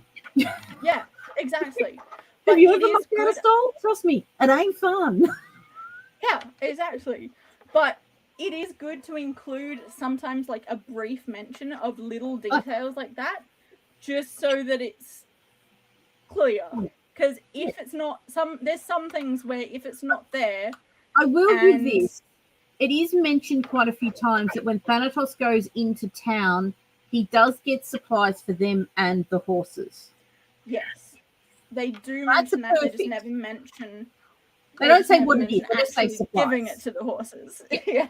Yeah. But the fact that he has maybe to come it is, like, and maybe once, I don't know. resupply makes you think, oh yes, they're giving it to the horses. Yeah. So I will give it that. Like, okay, I'm gonna tier rank this on like horse representation, and it's not going on the bottom because there is like a few bits in there that are fine and that are like they're like your base level detail where they're not doing things outrageously bad, but then there's also quite a few things where they are doing things where it's like, yeah, that does not work how you think that works. So I tier rank this on Hollywood did you a disservice. Yeah, that's probably a good way of putting it, actually. Because all of the things that are like wrong with the representation of like horses and looking after the horses horse husbandry, are tropes from other media. Yes. There's nothing that's been like added in there that's not a trope from another media that is one of the things that's ridiculously wrong. Necessarily. So, and the only things that are like from, I think, just a lack, like the focus is not on the horses in the scene. And because of the lack of experience around horses, you get stuff like the touching of the arm, where the focus is on the emotion of the scene and the characters connecting and having a conversation, which is totally fine if you know nothing about horses. But as soon as you know the barest thing about horses, that whole scene, you are completely distracted by the fact that they're supposed to be on horses and this is not physically going to play out how you have described it to play out. Or that feeling of the saddle of the stirrup into your boot as it's getting crushed into the horse's side. Yeah. Is going to distract you from the nice soft arm touch majorly. Mm-hmm. Yeah. Okay. So now I think we need to move on to the 48 hours thing. Because I wrote this down then, and then I was like, maybe I'm being too harsh. Maybe it wasn't quite that long, but still, now we can discuss this. This is towards the end of the book. But we can discuss this without spoilers because this is just an action. Yes. This is a singular action that can be easily separated out from the rest of the narrative without giving spoilers. So we are not going to put the spoiler tag up yet. Spoilers for inaccurate treatment of horses, or bad treatment of horses, but it's not relevant to the narrative as a whole. So there is a part in, let's say, the last quarter of the book, just to be a little vague, where let's start off with the fact that they don't mention it at all at the start of the proceeding of events until it's all over and they get back to the horses, and there's like a few lines where it was like the reunion with the horses was so emotional or whatever, and they'd been left here for like it's been like 2 days. It's been tied to a tree. And they've been tied to a tree for 2 days, and it's even mentioned that like the horses are probably glad to see them because they were wondering whether they'd just been left to die there. And I'm like, what? Okay. This and still aware of it and not taking it out. The reason I have a huge objection to this is because this is a fantasy world. Horses are the main mode of transport, which means no matter where you go in this world, people have, use, and look after horses. So there should have been a barn or a corral or something they could have put the horses in that had water or grass, like a paddock there where they could just put the horses in out of harm's way and left for a couple of days. They did not need them to be tied to a tree. They could have even taken them all the way into the tower and left them as an escape option. They could have hobbled them and just let them go free in the area, because if they were clearly as intelligent as she's written them, they would have stayed. horses can be trained to stay near your pack. So if you take all the saddles and bridles off and put the pack at the tree, the horses can be trained to stay near the pack. So the horse would be able to find water, would be able to run away if there's danger, and then come back to the pack. Yeah. It can be done. They actually are very intelligent creatures. Yeah. So there's none of this establishment at the beginning. Yeah. It jumps back. So basically, the two main characters have to go off on like a part of the mission, which is like really dangerous. They don't know if they're gonna survive. So that's probably the most I can say without spoilers. Yeah. There's no mention of what happens to the horses before they go off. So we presume they've been traveling by horse beforehand, although in this period of the travel log, she says they tie them to a tree before they go into the town. Yeah, before they go into town. I must have missed that. Yeah, I was listening until it is mentioned. It is mentioned. So yeah. To my mind, it wasn't even mentioned. But they had been traveling on horse. Anyway, I had not, because they meet the guy. They're riding into town. They're riding towards town. They meet that guy. They meet a person, and then they go off and they find somewhere to leave the horses, and that's when they tie the horses to the tree and then travel in on foot. I had forgotten the detail, or missed the detail of them tying them to the tree in the first place. So, after several chapters worth of length, like several chapters, a lot has happened. A lot has happened, and timeline-wise, I had to be there and like try and justify it to myself and be like, okay, maybe it hasn't been as long. Like, it could have been just the one night. If because it does mention they waited till nightfall, and then if we presume that all of that happened in the one night, and then they sleep a lot. I would say it's at least 48 hours. But in my head, before it got to that point, I was thinking this is like 2 days, because it's night, and then there's like some fighting that happened, and then it's day, and they've slept a lot, and there's recovery, and then there's a whole side quest, I'm gonna call it, interaction. There's like a whole bunch of stuff that happens before they go back to the horses. Some good setups for books. And then suddenly, it's some great setups, but there is absolutely no reason they couldn't have gone and gotten the horses. Or told someone they're not that far away. Or sort of literally anyone could have gone and gotten the horses. Within this chapter, there are mentions of lots of people being eager to offer them favors, their gratitude for various reasons. There is literally any number of people, and it is also specifically mentioned that money is not an issue for them. Multiple times. There is so many people who could have gone and gotten the horses for them for free, or being paid to do so, and no one goes to get the horses. And then they get back to the horses, and these horses have been tied to a tree for 2 days. And I'm like, did they have enough leash to lie down? In my head, given the previous representation of the horses, I'm not even sure if they took the saddles off. No, took the bridles off. I actually read it as they left the saddles on. I read it as they left the saddles on. I was picturing these horses are just tied by the reins to a tree with the saddles on for 2 days, and I was like, these horses are not going to be happy with you. This is going to be a happy reunion. And I was like, okay, let's give the benefit of the doubt. Okay, maybe the saddles were taken off. Maybe it's only been overnight of one night, and that was a lot happened in a very short amount of time. It's still been a full 24 hours, maybe 36 hours, because it's early in the day when they leave and it's late in the day when they get back, and there's been at least one night, but it feels like there was 2 nights. Feels like this is where the timeline was a little bit unclear. if we're being kind, we'll say it's only been one night. There are still issues with it only being one night, and like. But it's also issues. It's issues with not knowing how that horses can be trained to stick to packs.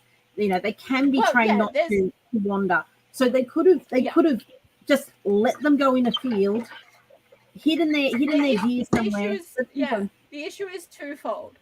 The issue is A, that's a bad idea to begin with, and B, there are other safe options.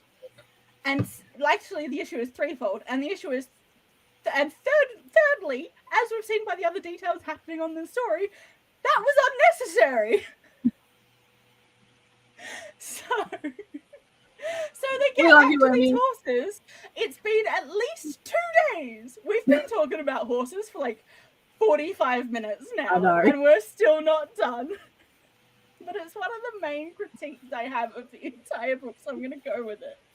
It's also one of the biggest problems I have in fantasy. It is one of the biggest problems. It is a big problem. Aside from the very unhealthy relationships you get in a lot, which this book does not have, by the way. This book has not romanticized unhealthy relationships. There are some unhealthy relationships, but they are presented as unhealthy relationships. And they're not presented as normal. Exactly. They are specifically highlighted as not normal, not good. Anyway, the horses. They get back to these horses. It has been at least 2 days, as in from the morning of the first day to the evening of the second. Say, if we're being generous, we'll say it's only been one night and not an entire whole day in between, which would be 3 days. There's no water. They're tied to a tree. I'm pretty sure they still have all of their tack and saddles on, because we've never had any information of that being removed.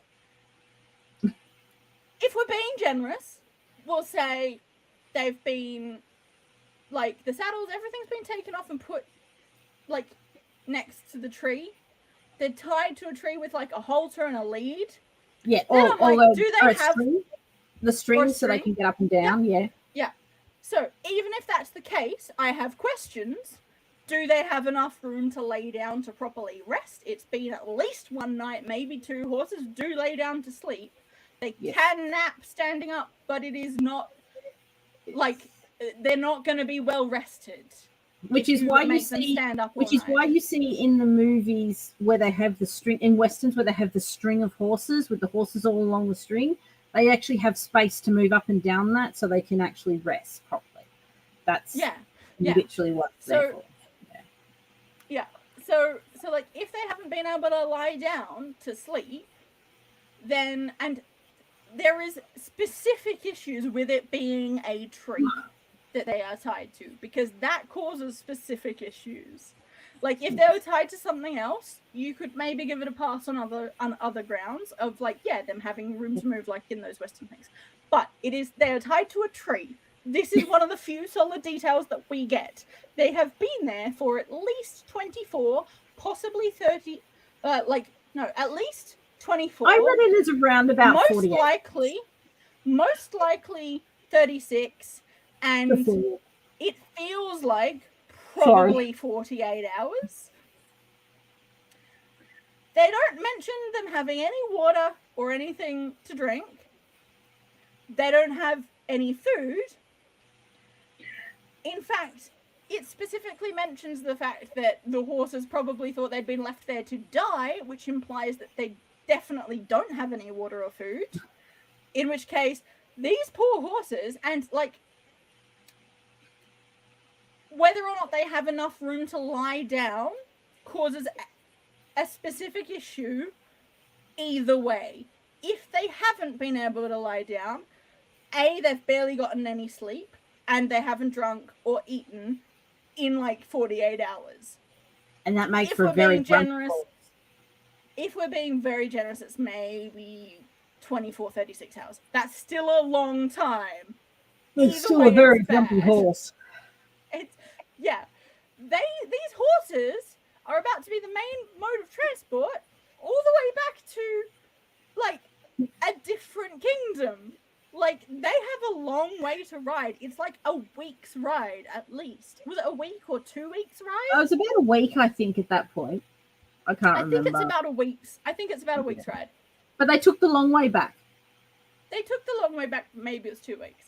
Either way, they have a long way to ride. You want the horses to be well rested. These are not well rested horses. Or well fed. Or well watered. This is detail that is not given to us, so we don't And know. horses can die of thirst very, very quickly. They get a lot of health issues. They get a lot of colic. They get a lot of problems internally if they don't have access to fresh water. So, continuing on this, let's say the saddles have been taken off. I don't think, in the way I read it, this was not the case. But let's give it the benefit of the doubt and say saddles have been taken off, at least. They don't have the bridles on, so they can at least nibble the grass a little bit. And they've been given enough rope to lie down. This still causes an issue, because if you leave a horse tied to a tree with a long piece of rope for a long time, or like tied to anything with a long piece of rope, they can get it tangled around their own legs, walk around in circles, and just end up tripping over themselves, breaking a leg, whatever. Either way, like, it would be a miracle if you got back and they didn't at least have the rope wound around one or two legs. Yes. And yes, they might have been able to lie down still after having done that, keeping in mind by the time they go to lie down, it's already been a full day of them being tied to this tree, wandering around themselves with this rope that's too long so that they can lie down. And if, like, either way, these poor horses have just had the worst, like, 2 days and are now expected to be, like, carry them for a week back to another kingdom. You're also forgetting this is not the first time they've been tied to a tree and left for dead in a forest full of gorse. I don't think it was specifically mentioned as I think obviously. Well, I think it's mentioned, but it's not as obvious because this time it's mentioned as being an emotional reunion. Reunion, yeah. And it says that they've been tied to the tree for this long, and that the horses probably thought they were going to die. And, like, when you give us those details, it makes it so much worse. When there's no detail at all, it's just like they showed up with the horses. It's like, okay, yeah, you can fill in the blanks and that's still not good, because it's happened before. But when you give us the extra details, it's like you can't ignore it then. The previous one, you could miss it and ignore it and just keep going and not notice it as much. Whereas this one, I'm like, no. Oh my god. I had written down some notes. I just have to scroll and see where were they.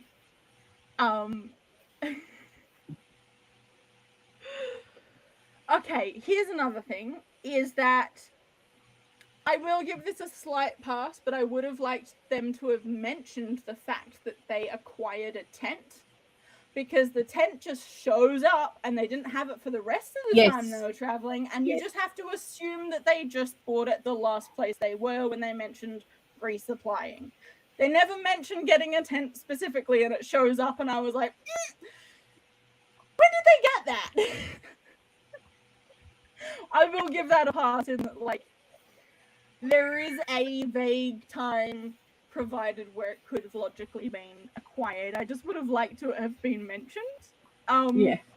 Particularly when they so obviously use it to effect. Yeah.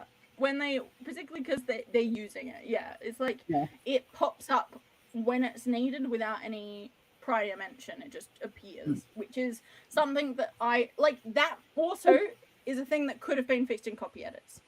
Yes. The horses stuff, I'm not sure that the horses stuff has been fixed in copy edits unless the editor specifically knows horses. Here it is. But I don't think they do, based on the fact that this is post-developmental edits.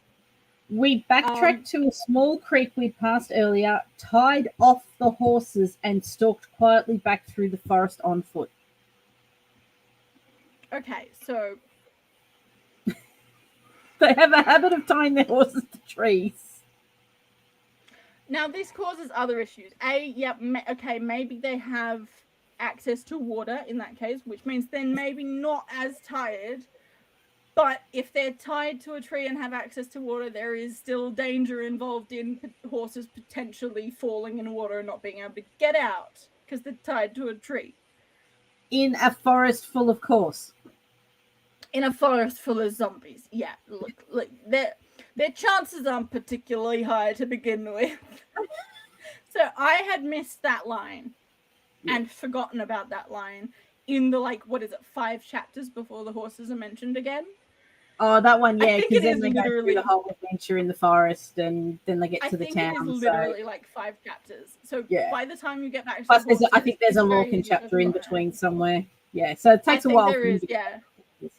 It takes a while to get back, and I'm just like, what? So I could, up until this point, I was willing to give the horses as a whole a leans towards fantasy tropes that are inaccurate, but I'll give it a pass. Once it got to this point, I was like, no, okay. This needs to be mentioned. I was already gonna mention the earlier stuff, but I was like, I would have given it more of a pass if this hadn't been in there. I found my notes, because I wrote it down afterwards. I think I wrote this when I got home, because I listened to this bit in the car while I was driving. It's like, after the battle, the horses are tied to the tree. How long have they been there? Almost 2 days? I hope they weren't tacked and didn't have bridles. Did they have enough rope to lay down to sleep? And if they did, how did they not get tangled up in the loose rope? That doesn't seem very safe.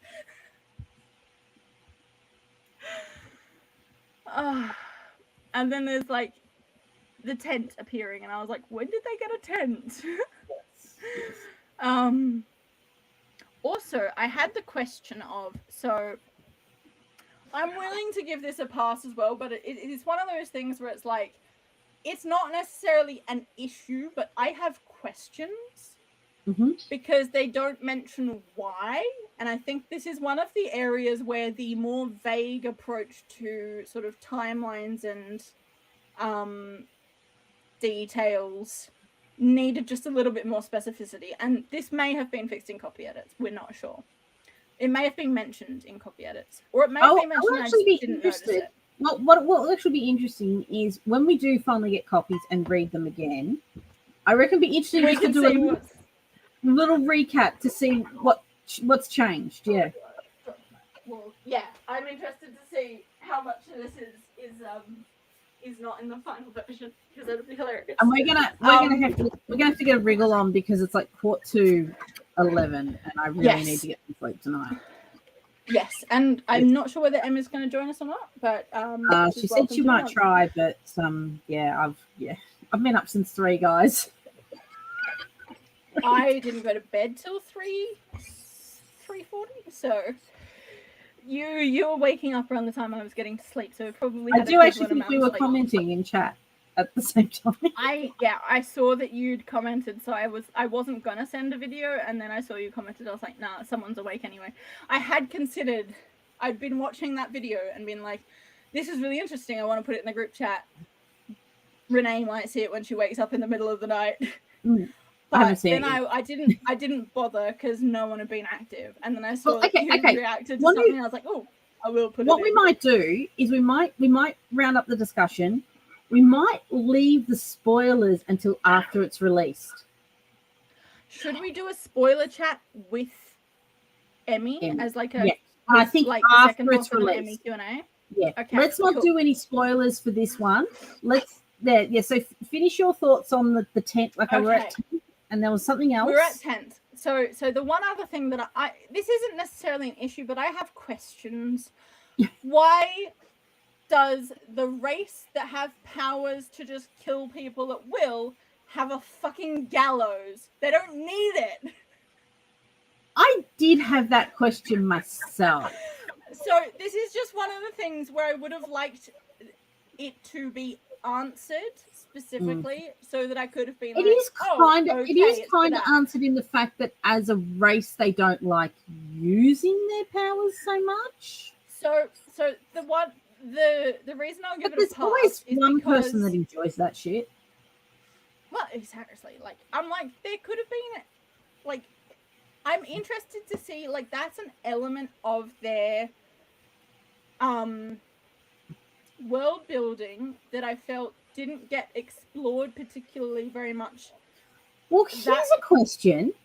If someone like Thanatos uses his magic to kill someone, can that person have their soul returned to their body to make them a corpse or not?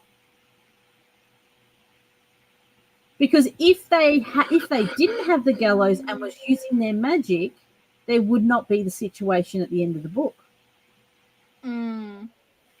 I'm not sure whether that's a question for Emmy. Yeah, and I don't know whether it's one that she's going to answer in later books or if it's going to be like a literal question. Because it is something to think about. Is like, okay, his entire magic is ripping the soul away from the body and effectively destroying, sending the soul on or destroying that.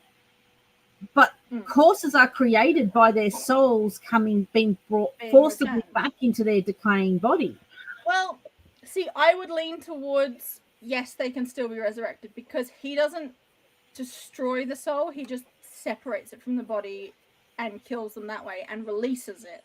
So that doesn't make it. That doesn't make it good for his friends in that town where he killed everyone. Yeah, but they burned the bodies afterwards. If there's no body to return, they started burning them. Yeah, because they told them to burn them. Yeah, but yeah. Yeah, so that one's avoided. But so my question, so this is like where it's like I have questions, and this is an area where I guess a way to express it in general terms is that I would have liked to have seen how the powers of this culture affected the culture and the way their culture evolved more. You get hints in the pictures in the palace. Yeah, so you get hints in the stained glass. There's like these really beautiful stained glass things. And the only place where it stuck out to me was the gallows. Yeah. And I would have liked to have had some sort of reasoning for why they have a gallows when they have this power. And there could be, like, I will give it to them that there is multiple valid reasons that they could have, but they just don't get stated in the book. So we're left to guess them rather than it being clearer. Or why is not the gallows literally a platform for them to stand on while someone stands behind them and removes their soul? Yeah. Because that's still a public spectacle. This is where it's like I have questions, and the only answers I could come up with as possibilities was that it's as like a symbolic thing, and B was they don't there's consequences for using the powers. Like it affects more than just the one person, but like we've seen from the way that they use that there is there's an element of control there. There was also a mention. Thanatos at one point says something like a part of his soul dies and goes with the people that he's just killed. But you don't know. But if you don't know if that's because of his particular aversion to what he's doing. Or if that's not specified whether that happens every time or if it's just because of that specific scenario. Because or just because he doesn't like using it. Like he actually does not like using his powers. But someone of his race that enjoys using their powers might not have that issue. Yeah, exactly. Yeah. So there is little ways. I'm interested. I'm interested in having that fleshed out in book 2. To be honest. Oh, definitely. So this is where it's like it's under the category. If I'm tier ranking this on terms of like my critiques of the book, it comes under the category of I have questions but not necessarily issues yet, depending on the answers to the questions. Yes. And there is ways that it can be, it can easily be satisfactory in satisfactorily answered within the established world already. It just hasn't specifically been mentioned. Yes. And I know she'll never watch it, but this one's for Kate Kavanagh. You have to read the prologue and the epilogue. I just thought of that. Oh my god, if you didn't read the epilogue, I don't think that should have been the epilogue. I think that should have been a final chapter. I think the problem with prologues and epilogues, they're twofold. They're meant to be there to give you a little bit of a different viewpoint, but not necessarily be integral to the story. That epilogue is integral to the story. Yeah. Particularly when you're going to go into book 2 with that being the situation. So I would have said that should have been the last chapter myself. And the epilogue could have maybe been from Thanatos's dad's point of view or something. I don't know, just someone else's point of view, looking at the situation and going, oh crap, what do we do now or something. I don't know. But, it's I don't think that's an epilogue. I think that's a last final chapter. And that's the problem with a lot of people don't really, like, I had an epilogue in my draft and I've gotten rid of it. And it's now the first chapter of the second book because of that exact issue. It's integral to the story. It's needed. But I didn't want it at the end of I didn't want it as the last chapter because I wanted to cut that book where I cut it. Does that make sense? Yeah. So, it's but overall, we'll do final thoughts because I'm sorry, I am pushing because I really do need to go to bed. But I do think what we'll do is we'll let me just put this monster of a blanket over here. Mum's coming to say goodnight. Oh, Jesus Christ. I didn't hear you come up, and then Renee said Mum's coming to say goodnight, and I thought you were talking about something on your end, and then you just jumped. I was looking at the knitting. No, for me it would be Junior number 1 has awoken. Who hasn't yet, so. I can't work out what way I was going. I think I must have been on this end because I didn't get too far in. I got distracted in the thread change, so there's threads on both sides, and I couldn't work out which side I was knitting from. Do you know the trick? It's the shorter one though. Lay them flat, and one will be slightly above the other. Lay them as flat as you can get them. No, I think it's the one that I hadn't because it was short. It's sake. I haven't finished the top. It's got a fox and 4 on it. You've already asked this like 6 years ago when I started knitting it. Good night. Good night. I'm on my way to bed too. So overall, I enjoyed it immensely.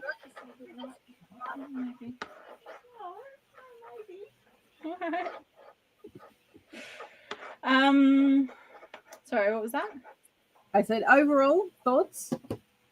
Overall thoughts. Yeah, we didn't really get into much discussion of like the plot. Yeah. We started. We did a bare bones at the beginning. Basically, we'll have to do a spoiler-filled one.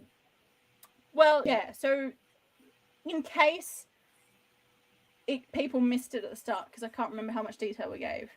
The basic premise, I think it's really covered in the blurb that Emmy has, is that there's a princess who's been very much removed from the outside world in a overly protective, borderline, definitely abusive scenario.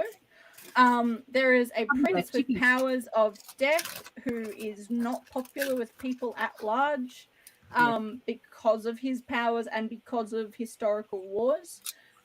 Coming to the castle as a guest for a ball, which is very established very early on. Also established at the beginning is the main conflict, which then turns into the main mission of the book, which is they begin being attacked by what are called Corse in the book. Basically, these undead, well, they were dead, but like dead in like the decaying but resurrected in the still animated corpses that start attacking with this apparent goal to wipe out all of the elves, which is all the main characters. So the main character, who's been very sheltered, ends up on a mission with the other guy who there's a bit of dislike at the beginning due to them having come from opposite sides of historic wars, and also just personal disagreements. But they have and like racial issues. Yeah, they have a couple of days getting to know each other, during which time they equal measures piss each other off and realize they've There's more to each other. They've realized they've been believing based on stereotypes that aren't necessarily the whole truth. So they've realized there's more to each other than they know. They end up on a mission. Pretty obvious that there is a romance. There is a romance. Yes. It's pretty obvious. It's a slow burner. Yes. It is a slow burner. So don't read it if you want some. If you want some, good old thigh slapping very early on. Don't read this if. But this is not a romance book. This is not a romance book.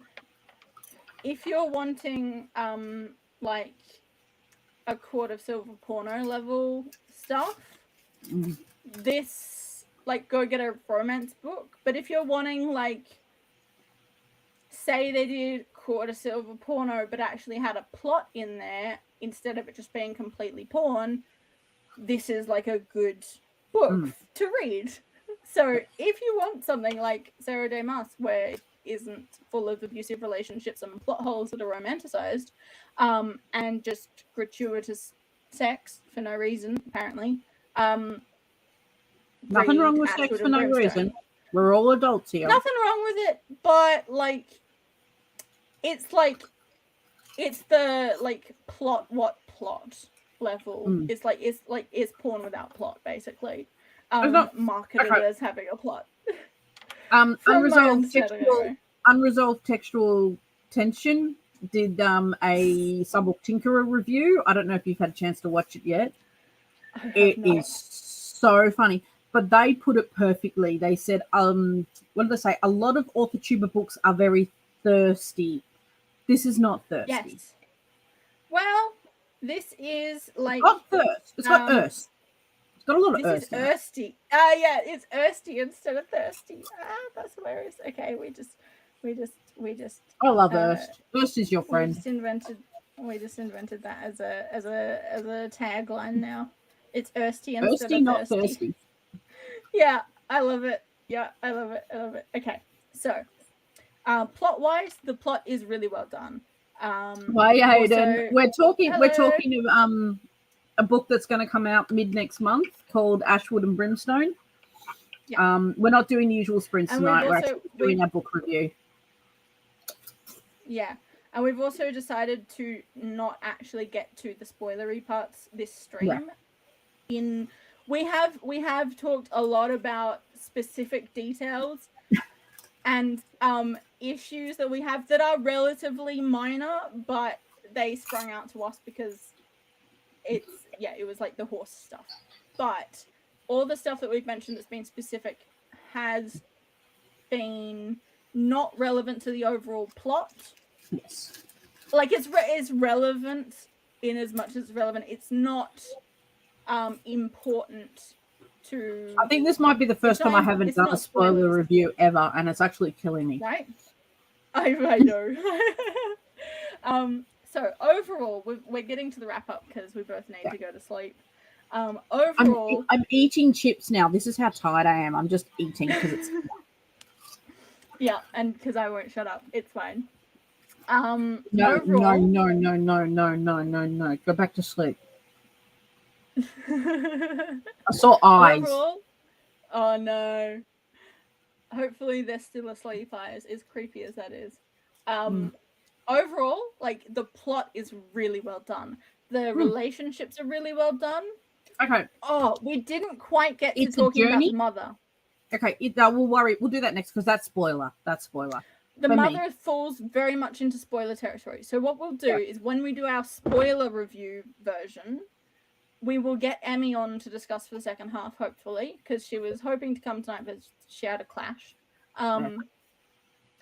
we will delve more into stuff that we mentioned at the start that we were going to come back to. So stuff like the mother specifically. I'll have to rewatch this so I can remember what we're going to talk about. Yeah, the mother, the ending. That the ending is great. I personally saw several things coming, but I was still invested. It's a classic. It's a classic journey style, coming of age, dark fantasy. So, but it's not a chosen one protagonist that we know of yet. There's elements of chosen one in it. I'm wondering if she's going to go there or not. There is elements. She has been chosen. Are you talking about the Wraith? The hand. She has been chosen. Yeah. So there is elements of the chosen one that's not necessarily the chosen one. I don't think that's chosen one in the sense that people usually look at chosen one. I would not classify this as a chosen one story at all. I can see there is crossover. There is a few little elements of crossover with sort of your chosen one archetype-y sort of stuff. But I think there's a specific reason for why it's her that hasn't been revealed yet. Oh, there definitely is. There definitely is. Yeah. I'm waiting for it. Which negates the chosen one prophecy thing. I don't think it has anything to do with prophecy. I don't mean a chosen one. When you say chosen one, okay, people tend to think of the chosen one as in chosen to get rid of the evil, in this case, necromancer. I don't necessarily think she's chosen to get rid of the necromancer because of certain things. I think she's been chosen to fix something because of her bloodline. By someone. Yeah, by someone because of who she is. Yeah. And the necromancer, unfortunately, just is tied into it all. Oh, so once we get off live, I have a theory. But if this is a red herring, I'm going to be very impressed. It might be. But it's either a brilliant red herring right at the end. For a debut novel, or a big hint. It isn't, this does not read like a debut. My rant about horses aside, the reason I give this such a big pass on the horses is because even fucking Brandon Sanderson got it wrong and stuff and has been corrected on his horses. And that's why there is a Writing Excuses episode where they talk about it, is because the guy who made $27 million US in Kickstarter has fucked up horses in his fantasy at some point. So I am definitely giving it look, let's face it, J.R.R. Tolkien pretty much avoided the entire issue by being the only horse that was actually named and used on a regular basis was part magical anyway. So even the greats. But for a debut novel, and let's face it, unfortunately, because we are on the YouTubes, Emmy would be considered an author tuber. This is not. It's in its own class. I would not put it in any of the categories of chosen one, author tuber book, or No, it's a dark fantasy. It's a debut. It's very much bear in mind we read a pre-edited arc, guys. So we haven't seen the copy-edited version. So there's things that we've been talking about tonight which could actually have been fixed. In fact, you were saying you might start reading. We both want to get copies of the physical book. Right? I reckon we do the spoiler one once we've had a chance to read the real one. Yeah, so we'll do a Knitting Book Club special edition. Yeah. Part 2. With an Ask the Author. With an Ask the Author, once we've read... If you've got any questions for the author... The published version. Yes. If you have any questions that you want us to ask the author of this book when we interview her, pop them in the comments rather than in the chat. You hear that, Emmy? We're going to be interviewing you. We'll be able to return to it. Yeah. Emmy, we may have gone on a tangent about horses for an hour. We will have to have a discussion. But I did go on it. But I did go on a tangent on V.E. Schwab's ages and issues for a good hour in the last one. So horses isn't that bad. Yeah. Oh no. Yeah. No. Get so back we down.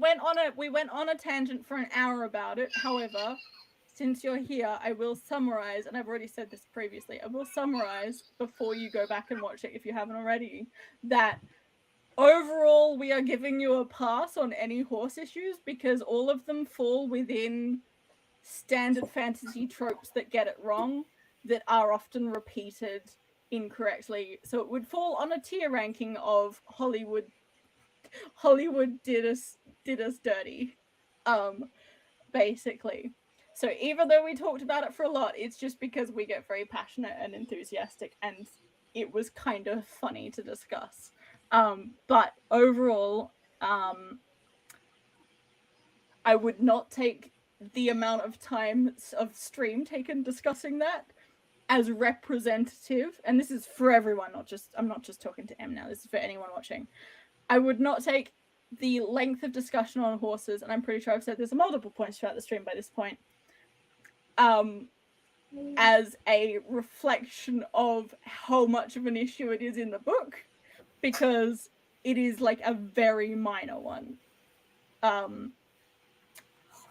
However, overall, woken up now. Oh no! Look at that cheeky grin, though. She's so pleased with herself. She wants a bottle. You want a sneaky bottle? She wants a bottle. Anyway, final thoughts. I was halfway through final thoughts. What was I saying? Yes, I wouldn't put it in the category of like the author tuber stereotype book. I don't think this even reads like a debut. Personally, no. This just reads like a solid mid-career book. I've read fantasies from established authors that haven't got the quality of this book. Yeah, I've read second books that were much worse. What? And actually, so Broken Angels wasn't his second book, it was just the second one in the series, or was it his second book? It's his second book and the second one in the series. Okay, so it had second book syndrome. Double. It had major second book syndrome. We've got the whole fam here now. I'm gonna have a nightmare getting the pair of them before bed. It doesn't read like a debut in a good way, in that it is like tiers above what you would expect. It is exceeding expectations. The plot is excellent. The characters are excellent. We are definitely going to have to go into a proper in-depth spoiler one to go into a lot of stuff that we didn't get to in this one, because we focused mainly on spoiler-free stuff. In fact, this whole stream has basically been spoiler-free, so if anyone wants to, we might need to like change the title to just say actually entirely spoiler-free so that people watch it. The relationships were very well portrayed in that it doesn't fall into any of the pitfalls that you get in a lot of things like Sarah J. Maas or author-tube books. Not that like it's even on the same level to be compared to that, but it's on the same genre to be compared, I think. So it is an excellent example of its genre. Even with pre-line editing, it was consistent. It was good enough writing to read. Like there were a few bits where, as Emmy knows, I messaged her and went, but it pays out, and also obviously too, there's things that would have been fixed in copy editing that just didn't come through well enough at the time. And I really enjoyed it, and I do believe my first comment after I finished it was "Good job, Emmy," because that's right. And I was like, "You finished already? What the fuck?" Because he got through like 300 pages in a day. I had it on read aloud in the kitchen whilst I cleaned the pantry. I have a very neat pantry now. Yeah. It's also just occurred to me as well that like Emmy showed up just as we're listing like final thoughts, and they just happened to be very positive. Because we don't have a lot of, we had some things where we're like, there was like, so in terms of the book as a whole, I'd say there's multiple points of the stuff we've discussed so far. There is the I have issues, and then there is the I have questions, but not necessarily issues, and I can see how it would be resolved. And then there's the I have trust that this will be resolved. Yeah, well, there's the I have trust that this is being resolved, and then there's the this is fantastic. Most of the book is solidly, and this is fantastic. There is a few things that is like, I have questions. There is, and I have, there is only 2 things, I think, which we discussed, was the I have issues, but both of those fall within common fantasy tropes that if you don't know, it's easy to get wrong. Yeah. If you don't And know, also you don't too, know. And even if Brandon fucking Sanderson can get it wrong, I'm gonna give Emmy a pass on this book. So that was all to say that just because M showed up right as we were doing the summary, I don't want it to sound like just because M showed up, we're suddenly gonna go over all the positive stuff. Emmy, you missed our rant. No. We've really enjoyed it. You missed our very fun rant on horses. It was hilarious. And also, I feel slightly guilty for not reading the first draft and telling you this stuff ages ago. Yeah, well, look, I personally am terrified of horses, so I didn't do much research. There was next time, just send us the horse bits and we'll fix it for you. Just send us the horse things and we will fix them, because we both had the exact same thing and we hadn't discussed it previously, and Renee just said 48 hours and I burst out laughing for like a minute. Because I knew exactly what she was talking about, because I wrote the exact same thing down. But also, like, there was a couple of things where I was like, when I was reading it for the first time, I got to it, I was like, M doesn't ride horses, does she? Never. You kind of get smiles off everyone. But it's the sort of thing that if you don't ride horses, you don't necessarily notice. And but also because we both do, we were both like, and if all you've done is read fantasy, when it comes to that's your knowledge of horses, everyone does it. You know, it's not a mistake that one person's made. It's a mistake that 99% of fantasy authors make. Yes, darling. I'm gonna go out on a limb and say the majority of people who read this probably aren't necessarily even going to notice most of the ones that we talked about. Unless they've specifically watched the stream. And it's probably going to be a funny thing. We were discussing, because we didn't actually, like, Renee's tired and wants to go to bed, and I should probably go to bed as well, because I'm also tired. But I've got work we were tomorrow. saying we didn't get to any of the spoiler stuff yet, because there's so much more that we wanted to talk about. So what we want to do is do a spoiler one. We'll do a separate one.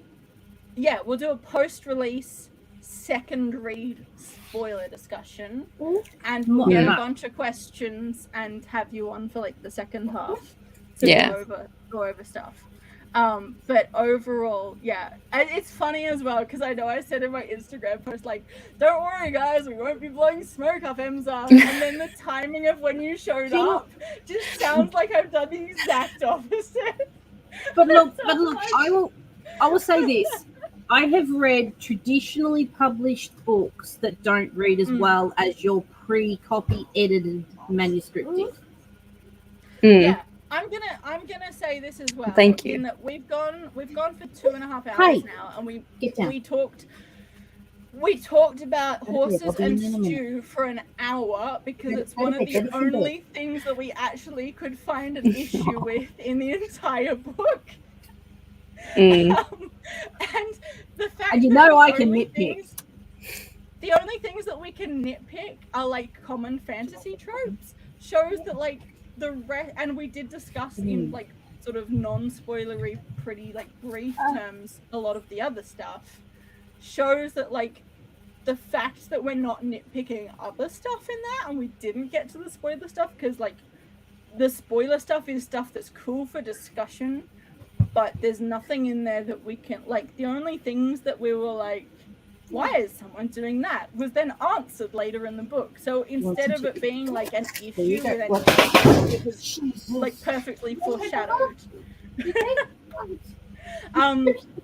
But sorry, you fell over my green screen. Oh, buddy. Want some chippies? Yes. Chippies fix everything. Chippies do fix everything. I want chippies. I You won't okay, Bubba? Anyway, Sit down, please. It's to on the floor. summarize, people who are watching this, who are interested in reading Em's book, Normally it's Charlotte with the definitely chaos, should. guys. Yeah, It's your turn. look, what can I say? The meds are great.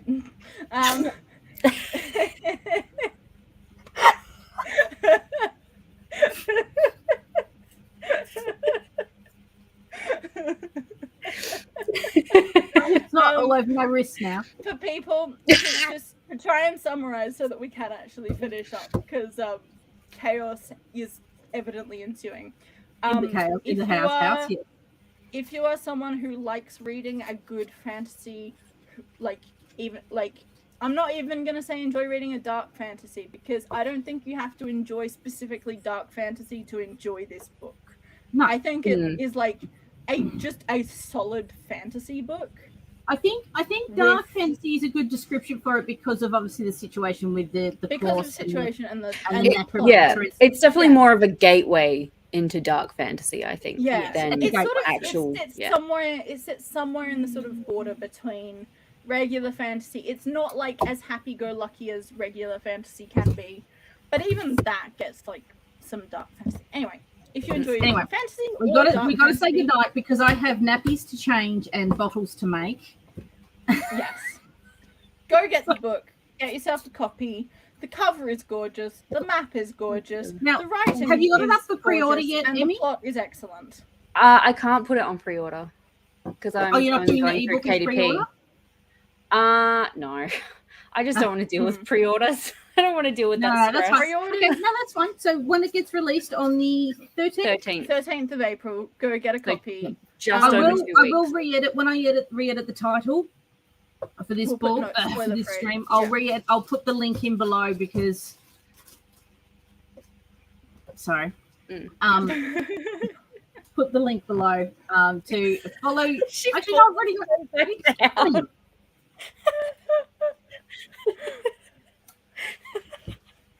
That was so purposeful too. She even like acknowledged that you'd pulled it back down, like pulled it up, and then she was just like, "No." Mummy, this is what I want. You know those things about everyone that has a girl that's exactly like their mum. You know, just making sure you're okay. But